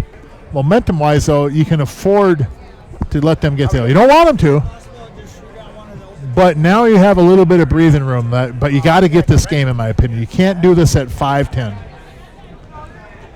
I like it better. Get this game here. Get to 6. And if you end up losing the game, you still have the match, in my opinion. You still have every chance to come back. Put table 4 on. You go to 4. Here you go. No, I'll go slide. That's just a number. You know, when I was younger, just so where I'm alluding from that from, and I may be reaching on this, but I used to watch a lot of college basketball when I was younger. I played a lot of basketball when I was younger. I played in school for many years. But one thing I would do is I watch a lot of college basketball is that when a team is behind by, say, 12 or 14 or 15, you'd always hear the announcers and you'd hear coaches talk about, okay, we're going to do this in chunks. We're down by 16. If we can get it down to single digits by the 10-minute mark, then we start going from there and we're working another chunk down. We don't try to get it all back in one play, and that never happens. But you set like a game plan, and you set like sections of it that you work on. And kind of like in this pool match here, you're down 9-1. It's a long road. Odds are, your back's against the wall. Odds are pretty low. But if you start looking at chunks of it, okay, you get to 9-5. Yeah, the momentum's there. You're feeling great. 9-6, though. That's, to me, I think the key for them is getting this next game. Get up to 9-6. If you're at 9-6, you have every chance to win this match just like they do.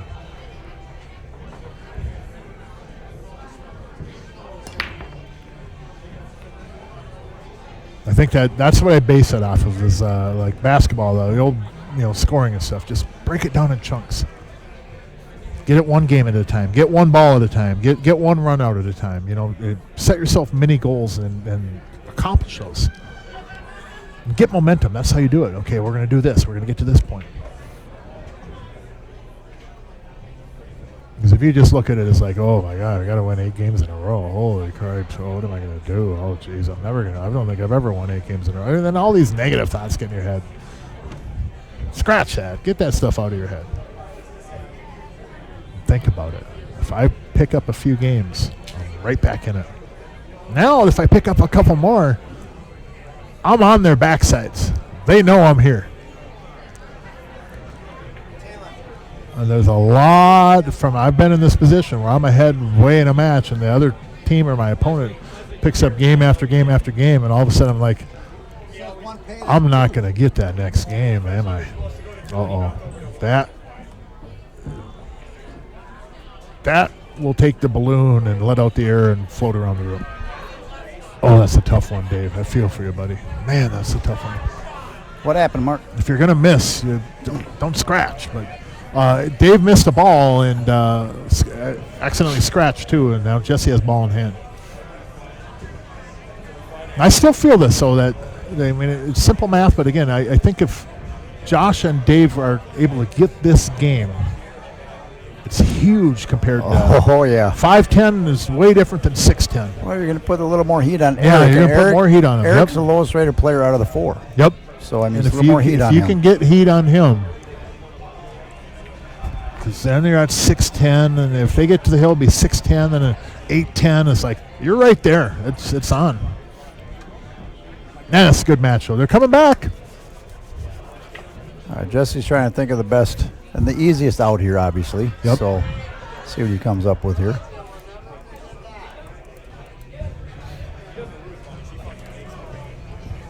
I hope that Eric watches this replay on this because he's done some wonderful things. And a couple shots, like that one when they had the 3 balls up there and they could have got on the hill, just roll forward a little bit more. Yeah. And give yourself an angle. If you're not going to roll, if you're going to roll in between, roll a little bit light and then leave Jesse straight into the 3. Then he can just shoot that and draw back. But yeah, I'd roll a little bit forward. It's not much. It's just those little things.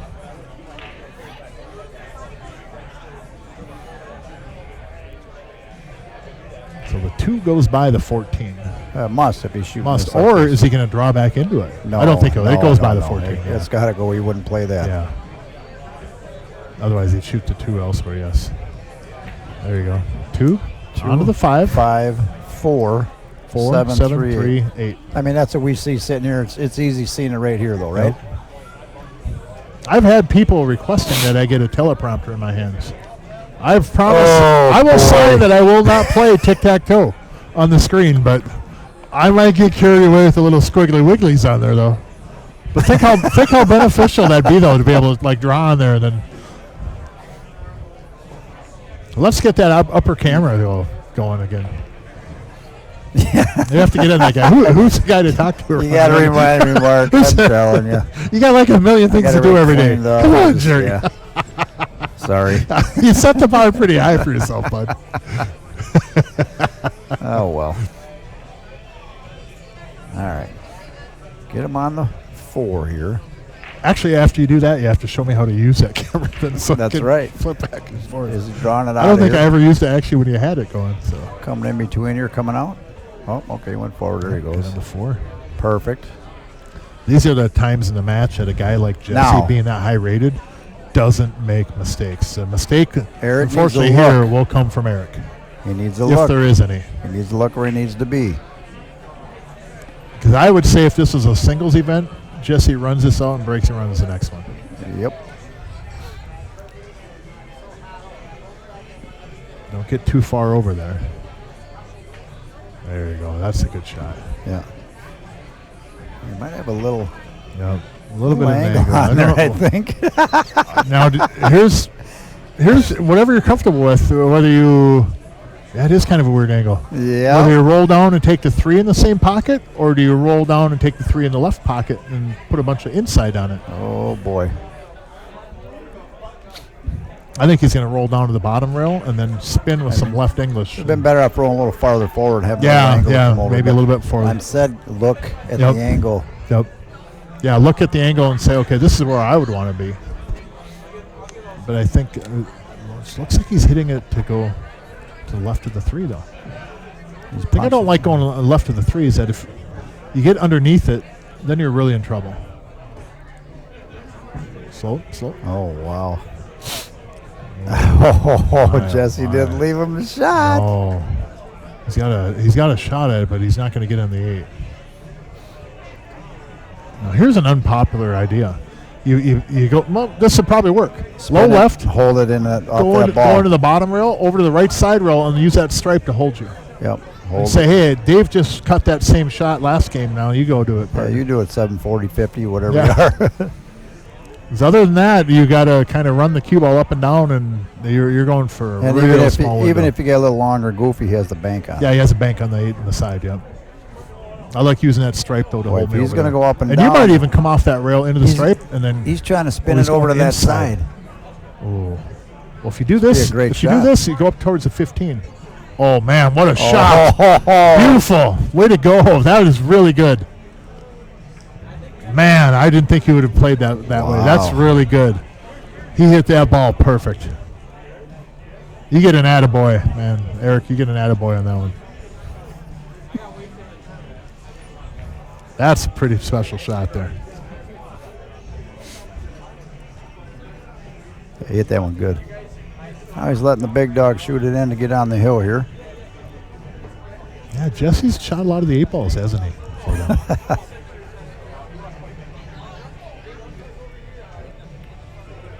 Look at how precise that is, man. Let's That's watch that shot again from Eric. The Amazon Graphics replay camera, Mark. Boy, he hit that good. Yeah. He didn't hit it so hard that if it went wayward, it'd be a lot of trouble either. Man, he hit that good. What a shot. On the hill.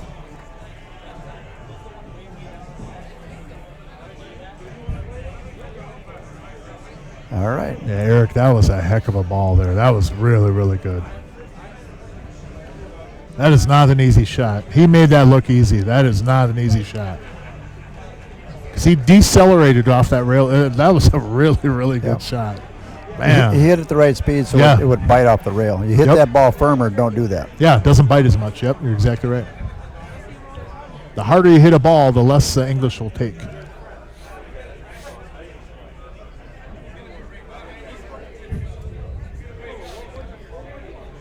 Now, last time he hit that ball head on here, I mean, when I watched it, they didn't explode very well. So let's see if he Puts a little more into it here.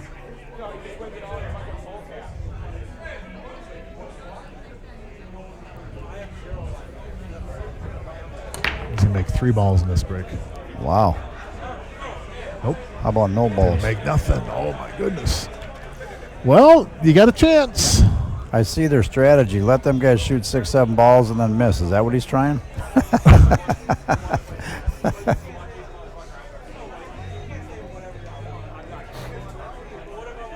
Stripes, solids, whatever you want to do. I don't like the 3, so I would choose stripes. And watch out. Cue ball on the side. Oh, my goodness.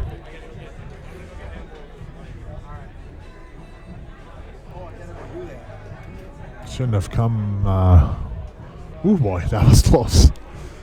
I bet you that gets your heart beating right there. Holy cow! But they are in control of this game. Now here's what I would do. I would try to off this 15. I'd try to run my cue ball over into that 5. He has an angle for it. See right there? He's going to bump the 5. There, he bumped it anyways. And it opened up the pocket for the 8 ball. I would might have hit a little bit firmer, not much so, but that was a good shot, Dave. That was really good. Because that 8 ball wouldn't go by that 5. Now it goes by there. Bump it a little bit harder, and you have even a lot more room. But I don't know what. Not sure what Josh is worried about on here.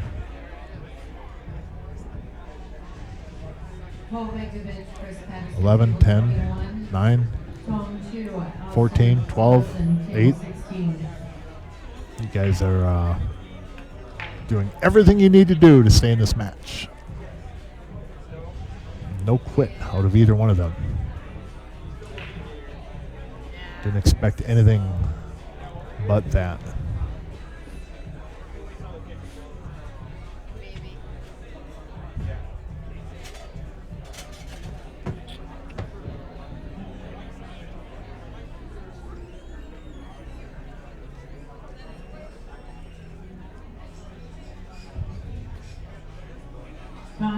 Tom Paterka, table 14. Good shot. Now a little bit of left and just some center ball on this, and it's all speed on this ball here. Just run the cue ball up in between the 12 and 2 and get on the 8. There you go. That 8 does go by there. I would have liked to bump that 5 just a little bit more over there, but can't fault the guy for getting it done anyways.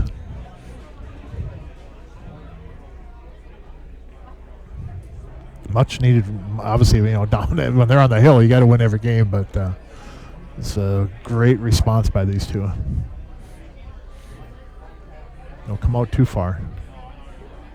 Just like that. Wow, he hit that ball good. Man, he hit that ball good. Absolutely perfect.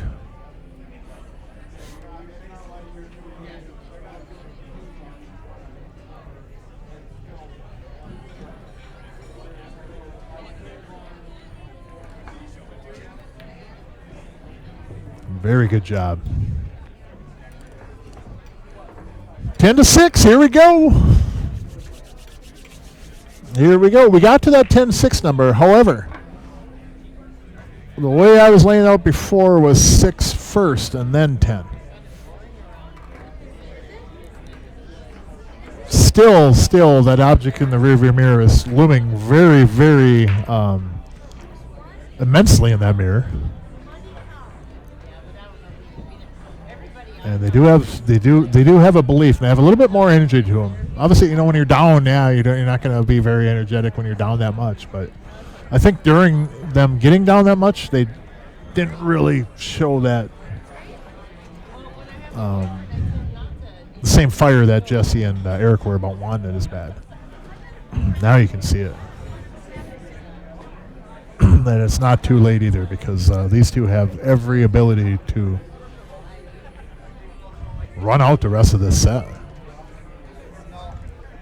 When a winner break format, you can do that. You can break and run the entire set.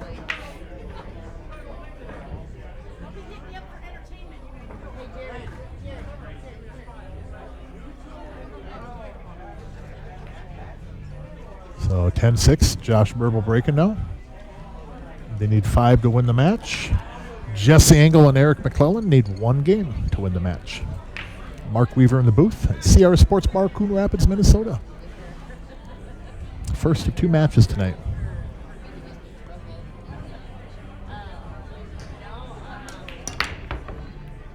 Nice solid break too. Just what you need. Stripes are sitting pretty. Here we go.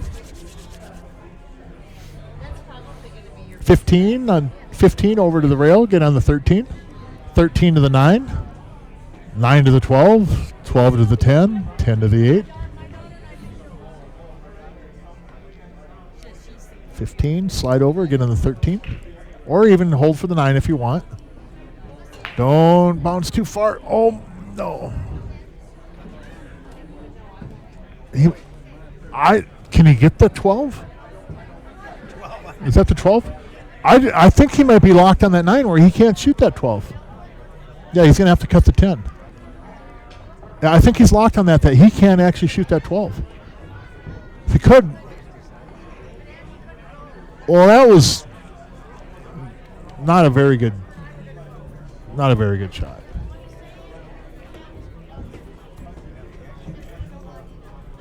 I mean, if you come out, if you come out a little bit harder than that, you're good. He'll be all right with making the 10, though. Yep, very well. Good job. Good job. Good job. Here we go. Now, Action Man's going to make up for his last shot.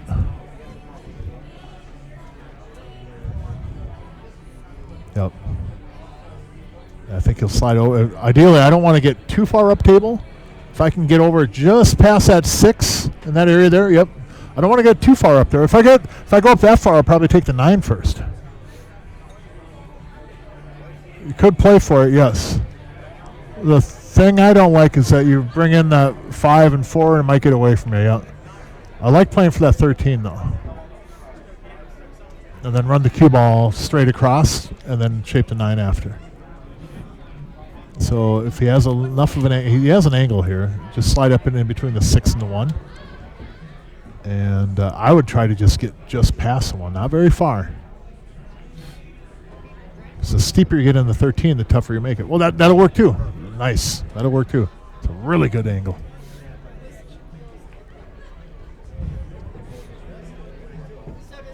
Yep. 9 on the side after this, 8 in the corner, and we got a 10-7 match. Oh, boy.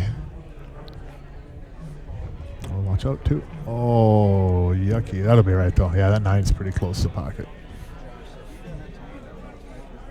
Just don't miscue. The thing on these is easier, in my opinion, to choke up a little bit on the cue and use shorter strokes. Shorter backstroke and just kind of go through nice and gentle and easy. You don't have to do anything with the cue ball. There you go, just like that. Beautiful.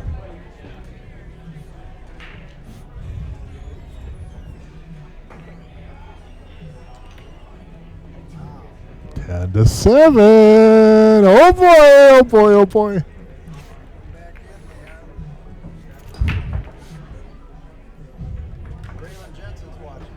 Nice. Thanks for tuning in, Braylon. That kid won a huge tournament here not long ago. Yes, he did. Played phenomenal. It's cool seeing his development, not only as a pool player, but as a 13-year-old, too. He's very well behaved, controls himself, and yes, very well mannered. And I know his grandma and his family have such a good influence on him for that. And tip my hat to everybody over there. You're doing really good with him. And Braylon, you should be proud of yourself, kid. I only say you're kid because I'm that much older than you. I don't like being called kid. But yeah, you're a fine young man. And I look forward to seeing your progress and development for years to come. Champion away from the table and at the table. You see that all the juniors these days, you know. There's another one sitting over there, Hank the Tank. Champion away from the table as much as he is at the table. And that's pretty cool. Not only parents and everything, but also the community. Everybody's got a good environment for these young kids. And it's cool to see. Yeah, it is. This is a great comeback by them. I never felt that these two would throw in the towel, but they did look defeated. Yeah, he's...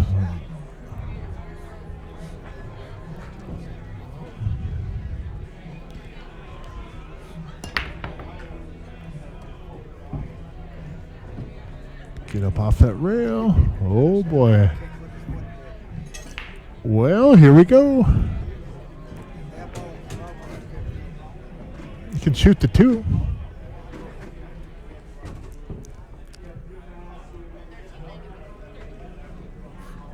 Shoot the 2 and back cut the 2 a little bit. Run the cue ball. Run the cue ball into the 6. Jerry's been here for how long have you been here? Oh my God, he's been here for the last 2 acts, talking away, and he's been muted the entire time. Oh, I'm in and out. Don't turn it off. Oh Turn my it God. off. You know how. Well, it was good material, Jerry. I will give you that. It was quality stuff. I didn't. What the hell happened? He shot the 15 then, huh? I was talking and laughing and joking around. He shot the 15. shot the 15. Now he can get out real easy. Remember I said about putting a 2 on? Here we go. Looks like game 1, is it? Should be Yep. good. Take the 9. Take care of that 10. 9, 10, 11, 8. 9, 10, 11, 8. Y'all have a good night. Thank you. We'll see you. All right, sounds good. Thank you.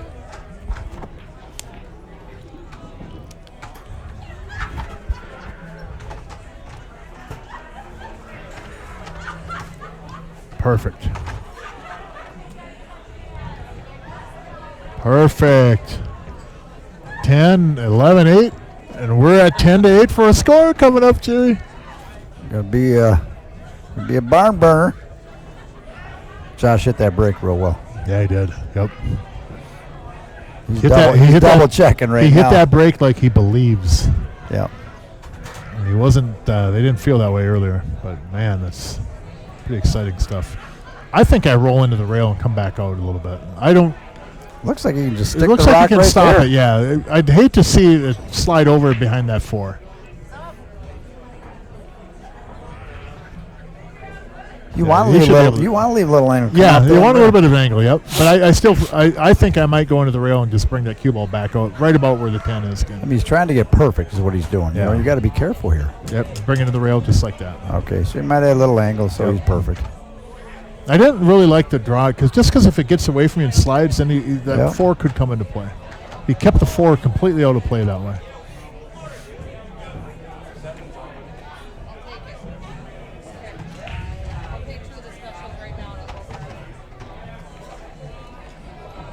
A little bit tentative. Could have came up off there a little bit more. No problem here for Josh. So.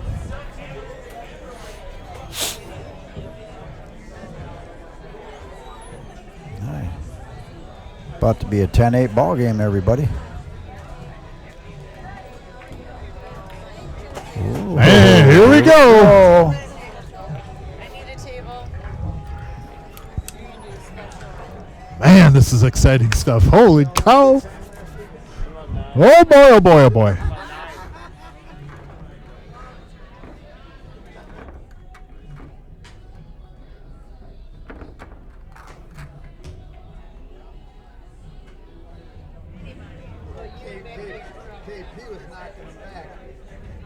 I'm down tequila shot. Oh, that guy is showing.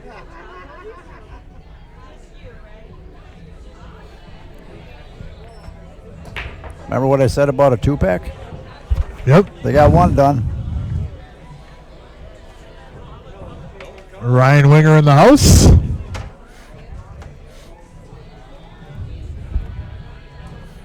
Turn off 4. Joe, I heard Mark saying earlier that there was somebody lost. I figured Joe lost somebody.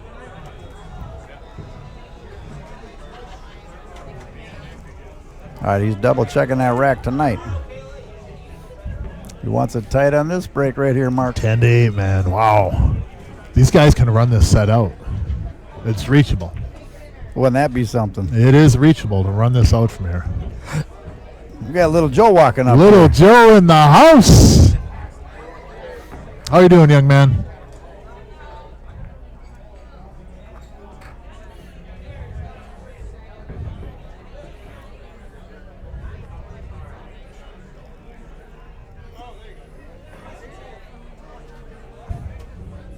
You okay, Joe? Yeah, you want to sit in my lap? Come on, buddy. I'm okay with it, dude. If people talk, let them talk.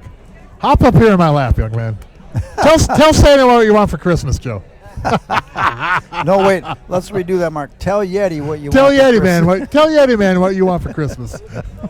All right, let's see the break here.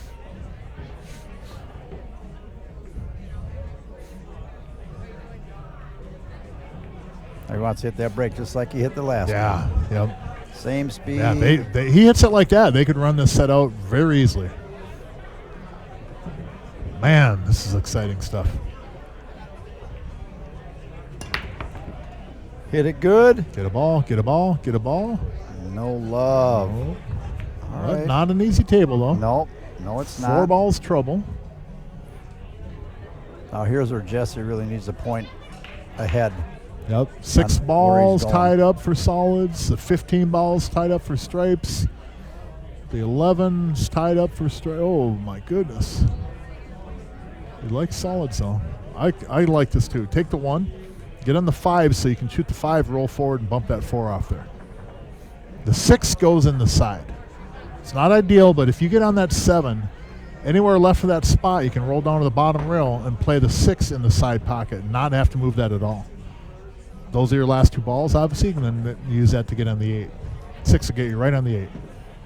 So the key shot on this rack right here is, the first one will be the 5 breaking out to 4.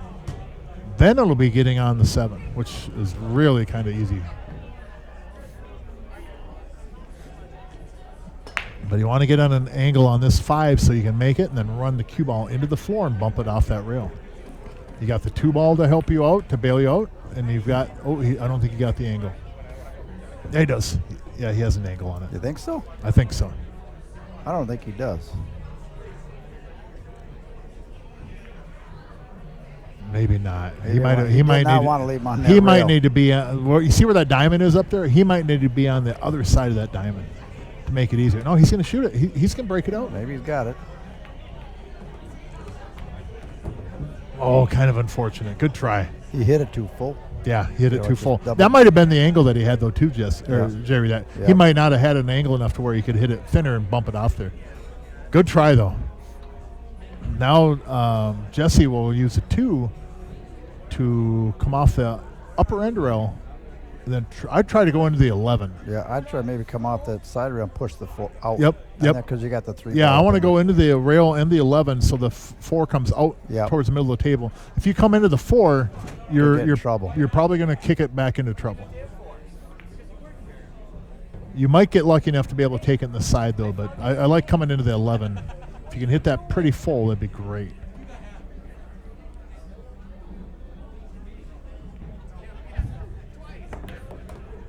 Nope. Oh, he missed it. Oh, boy. You know, he did have an angle though, and he might have been able to lay down on the bottom rail and let Eric shoot the 3 and then slide up into that 11, and that would have kicked the 4 out I too. think the 3 is too far this way, though. For Yeah, it know might what be. I mean? Yeah, I see what you're saying. Yeah, it might be.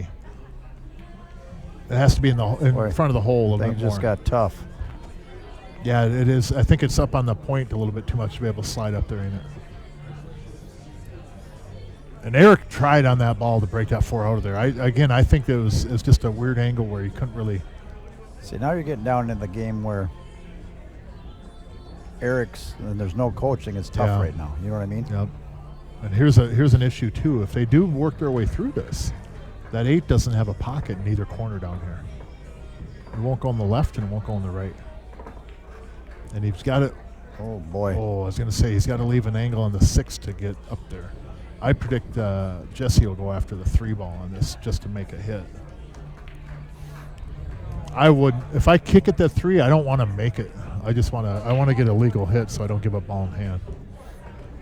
I like to have that 3 up there because that 3 will be my way to get that 4 moving. And if I got to get that 4 moving so I can do something on the 6, get back on the 6. Wow, we got a tough spot here. Yep. So I kick off that left side and try to run into the 3. I almost try to play into the upper end rail and then touch the 3, just like he's doing right there. Go up to the end rail and then come into the 3 and leave the cue ball up there right by that corner pocket. The last thing I'd want to do is make this ball. I would just hate to make the 3. Because you're in a lot of trouble then. He's calling it though. Oh, you know what he's doing, Jerry? He's playing to go off that end rail, I know. cut the 3, and then slide up into the 11-4. That's a pretty tough Oh, shot. my goodness. Pretty tough shot right here. Yep.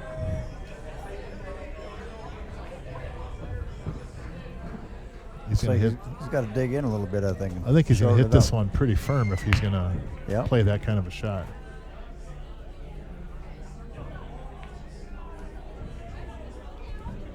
And Eric just rolled forward just a little bit too much on that ball too. He could have stop shotted and maybe even straight on the 6 would have been terrible. Is he going to move to 6? He's going off to 6. Yeah, he's moving that 6. Bring the cue ball down the end rail. He's moving to 6 and then trying to make the 3. Wow, he almost made that ball. Oh my God, that was incredible. This is a tough out for the other guys, though. And he got the 6 cleared. That was a great shot from him. That was a really, really good shot. Because he moved the 6, got it out of trouble, so it was pocketable, and then almost made that 3. Oh my God, that was an incredible shot. Wow.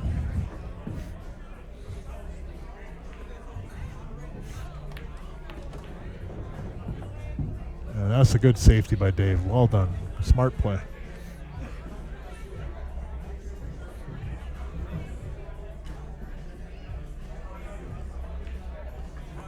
Ten to 8, and the advantage is all Team Red. Dave O'Keefe and Josh Burbul. What a show of fortitude by both of those two. It's very impressive. Peyton Holmes, Justin Berg, table 16. Now what I try to do here is just to hit the 6 and nothing Berg, else. Zach Bowes, table 19. Don't run the cue ball into other balls. Don't run into anything else. Just try to hit the 6. Con Tran, Rob Don't run into Anderson, anything. Table 13. Oh, he got lucky. Oh my God, look at that. It broke the 4 ball out. Oh my goodness. Wow. Did you see what just happened there, Leslie? Oh my God, that was crazy. So not only did he hit the 6, he kicked over on the left side row, went off the 6 thin, cue ball on the end row. You know how to do that? Free play? No, you have to click it before and he does the shot. Then you can go back. Oh, yeah. Well, that's kind of psycho. Man, that was incredible. Oh my God, that was incredible. He wasn't trying to do that, but man, what a result. The 4 ball goes now. That 4 ball was in such jail over there. And Eric hit the 6, got a legal hit. Cue ball goes off the upper end rail into the 11 and breaks the 4 out. Jesse's going to do this razor thin back cut on the 4, or will he try the combination, the 4-6 combo?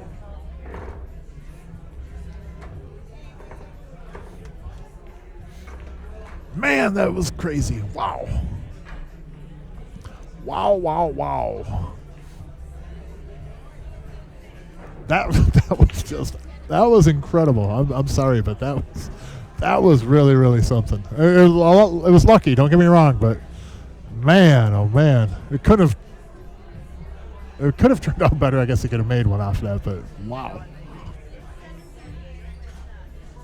If he doesn't bump that 4, they have 0 chance to win this game. Now, I think if he keeps the cue ball from running down there and avoiding running into the 4. Oh, he almost made it on a double kiss. And now, unfortunately, the 6 is tied up, but I think the 6 will bank cross side. And now Stripes are in a lot of trouble. Look at that 11. Look at that 12. Unfortunately, and I know as bad as Dave wants to shoot this ball, shoot the 13. Because if you can get an angle on the 10, on the left side of the table where you can run into the 6, 11, you're golden. So you don't want to shoot the 10 right now. Leave that 10. Yeah, leave the 10. Shoot the 13. Playing safety. Well, that's good.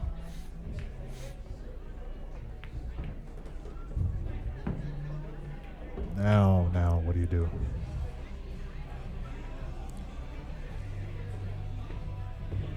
You go 1, 2 rails, 3 rails, and kick the 4 in. Go off the bottom rail, over to the left side rail, about the second diamond on the left lower side rail, and then go up to the upper right rail, right where that chalk is, come off that, make the 4, cue ball goes out in the middle of the table and gives you a bank on the 6 on the cross side. Very low chance percentage shot, but I think that is probably the play. He may not like the 2 rail kick, and I don't even know if that 2 rail kick's there.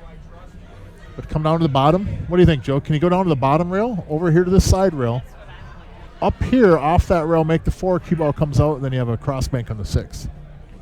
Can he make that 4 with the 2 rail from over there? Yeah, he can make it, can he?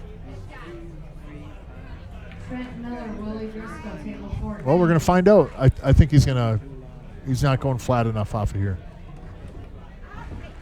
Yep, he had to aim a little bit more out the middle of the table. Yep. Good try though. That wasn't easy for anybody. That wasn't easy. Maybe for little Joe. I would not leave you. I've learned from playing you in leagues that nothing is safe. Unless you're frozen behind 2 balls, nothing is safe with you.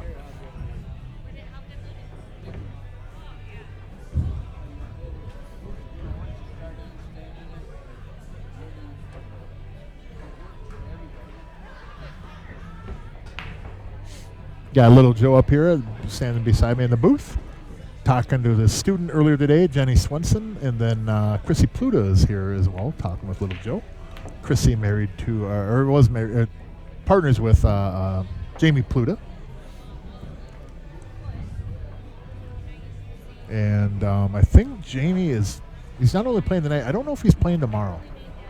I think when I was talking to Rob Matson earlier, he was saying that Jamie wasn't sure if he wanted to play late and then get up and then play in the tournament tomorrow. I don't know. I did see that Chrissy was signed up for it, and I think Jenny was signed up for it too. I think they're both in the C division. Little Joe's giving a little instruction over here to the left of me. A little impromptu lesson.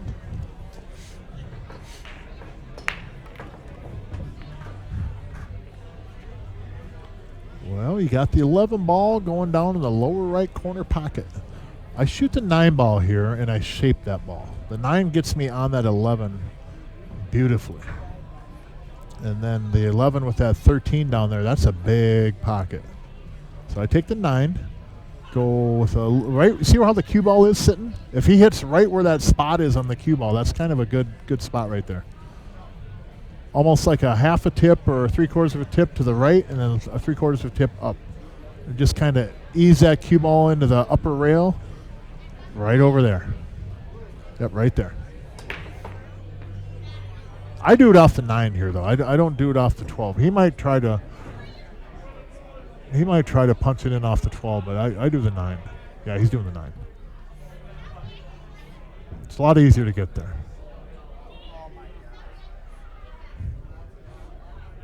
He's going right above that ball. See that spot there? He's going right above that. Settle. Perfect. Got the cue ball a little bit off the rail so you don't have to shoot over the 4. Dave can get a good stroke on this ball. Run it right down past the 13, and the 13 is a nice little backboard there. Makes the pocket a lot bigger. Makes it a lot bigger with that ball there. Well done.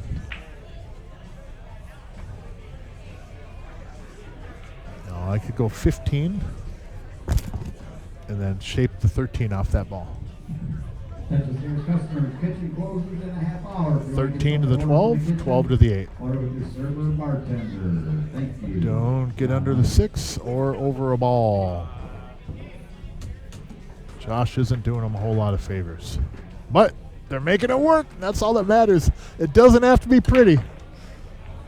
It does not have to be pretty. We're not, there's no fashion awards. You don't get extra points for being pretty. Just have to get out.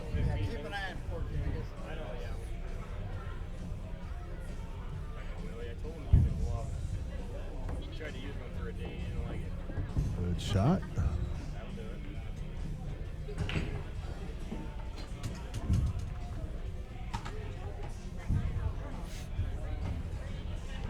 Now, I don't think he can get back to where he's going to. I think you got to go there. Yeah, I was going to say I don't think he can get back to where you can take the 8 in the corner pocket. I think you got to go up the table and then try to come down and take the 8 in the side, or even up in the upper corner. I don't like rolling up to the upper end rail and then coming around 2 rails and 8 in the side. That shot is there, but if you hit that 4 in any way, you're in trouble. I kind of think he's going to shape the 8 in the left side. Oh, went around. Hit it just perfect, too. There you go. Wow, hit that ball perfect. Absolutely perfect. I wasn't sure he could go around those 2 rails and get in that area without running past. But once again, he had shown me that I was wrong. 9 to 10. Race to 11. Wow. This team was down 9 to 1. It's like they used to say back in the wrestling days. They're showing intestinal fortitude. Impressive. That's all I can say is it's impressive.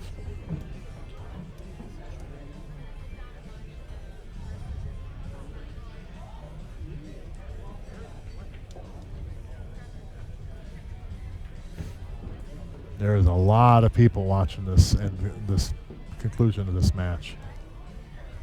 A lot of people are watching on this one. 1, 2, 3, 4, 5, 6, 7, 8, 9, 10, 11, 12, 13, 14. About 20 people that aren't on the screen. 25 people counting the little table up in front here by 21. About 25 people that are actively watching this in-house here. And we got a couple thousand on the stream, I'm sure. Tuned in. A couple thousand got to be on the stream. Let's talk about how many people. There's about 25 outside of the match that are around here watching this, and then a couple thousand that we have in the stream. Oh, yeah. All right, check this breakout. You know what Anthony Boone told me earlier? What's that? He said I have a face that's made for TV, not radio. And I thought that was such a nice thing for him to say. I said, Anthony, I Anthony's a appreciate movie star. I know that coming from him, that was really appreciated. He says, you have a face that's made for TV, not for. I think it's being wasted over there on the radio and on the booth. Hold on 1 second. And I thought that was so nice. So Anthony, if you're listening, I appreciate that earlier today. Even if you're blowing smoke up my backside, I still appreciate it.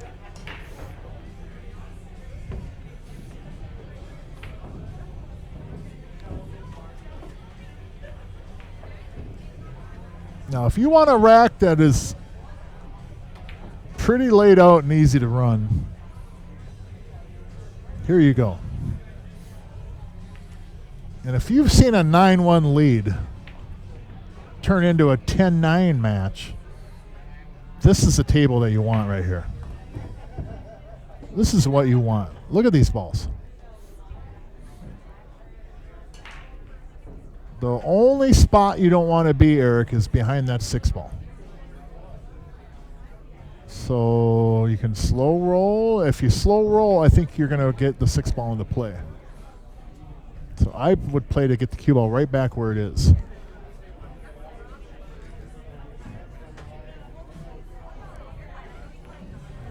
Just like that. You hit that ball really, really good, Eric. Really good. So the 11 goes. The 14 will go. The 13 will go. And the 10 goes up in the corner. The 15 goes.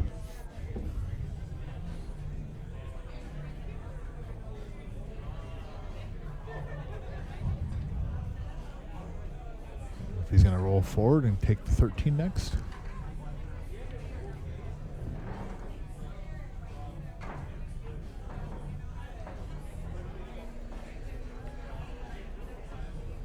Good shot. Wow. Now here's what I do on this. Here's what I do: is I shoot the 11, but I try to shape. Is that the 14 ball right next to the 8? I try to shape that to shoot that up in the corner first. I shoot the 11, or if I even feel comfortable shooting it now, I want to get rid of that ball. And if I can take the 11 and get over just enough to where I can shoot that comfortably, I shoot that ball next. And then I take this 12 ball down here. There's a reason for that, because you've got to be out in the table. It's not hard to reach. It's not hard to get on. But I take the 11 right here. Take the 11, come down to the bottom rail, and try to get on that 10 ball or whatever it is, straight up in the upper right corner, the 14 ball. I try to get that ball off the table because I feel that ball is one of the harder ones to shape from where they are. Unless you get from the 10, use a 10 to get there. So now we're in that spot. Now you're gonna have to take it up there because you're gonna have to take the 10. See what I'm saying, Joe? I think you take the 11 there instead of that 12, and you try to draw back just a hair and then take that 14 up in the corner, upper right. Then you take the 12, roll up, take the 10, and then take the 8. But now that's all moot because the 14 don't go on the side. I don't know if that 10 goes up in the corner, does it? Yeah, it goes past that one, don't it? That's the way I would have shot that, because that 14 now is tough.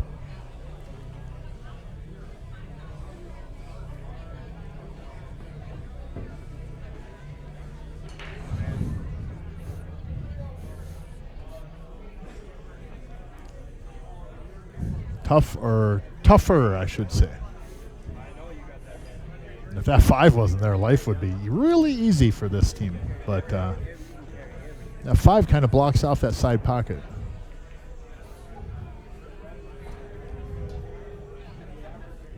Or how about this? You draw all the way back into the rail and then come back out. Come back out for that 14 ball. Wow. Great shot. That was beautiful.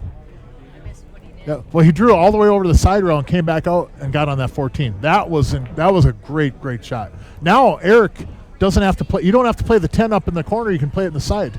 Just stop shot here and let Jesse take the 10 on the side. I think they're worried about going past that 1. They just stop shot here. Yeah, I think. You don't want to. Ooh, well, it goes now. It better go now. It works either way because Yeah, he might not like that 8 past the 7. That's kind of a tight pocket down there, ain't it? That 8 past the 7. If that 10 goes by there freely, then just slide over and you're golden. That 10 ball's frozen to that ball and you got pain. Yep, got an angle on it now to slide over. Yep.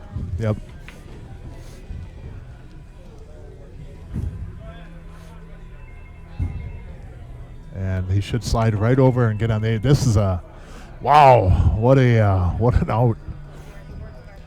Man, and I like what Jesse did. If you've seen what Jesse did when he got on that 14 ball, he validated and was showing that was the ball that you had to take care of. You had to take care of that ball. Before, you don't want that to be your last one. Man, that was a great shot. There's a good over a ball shooting the 8. Here we go, easy E, Eric McClellan.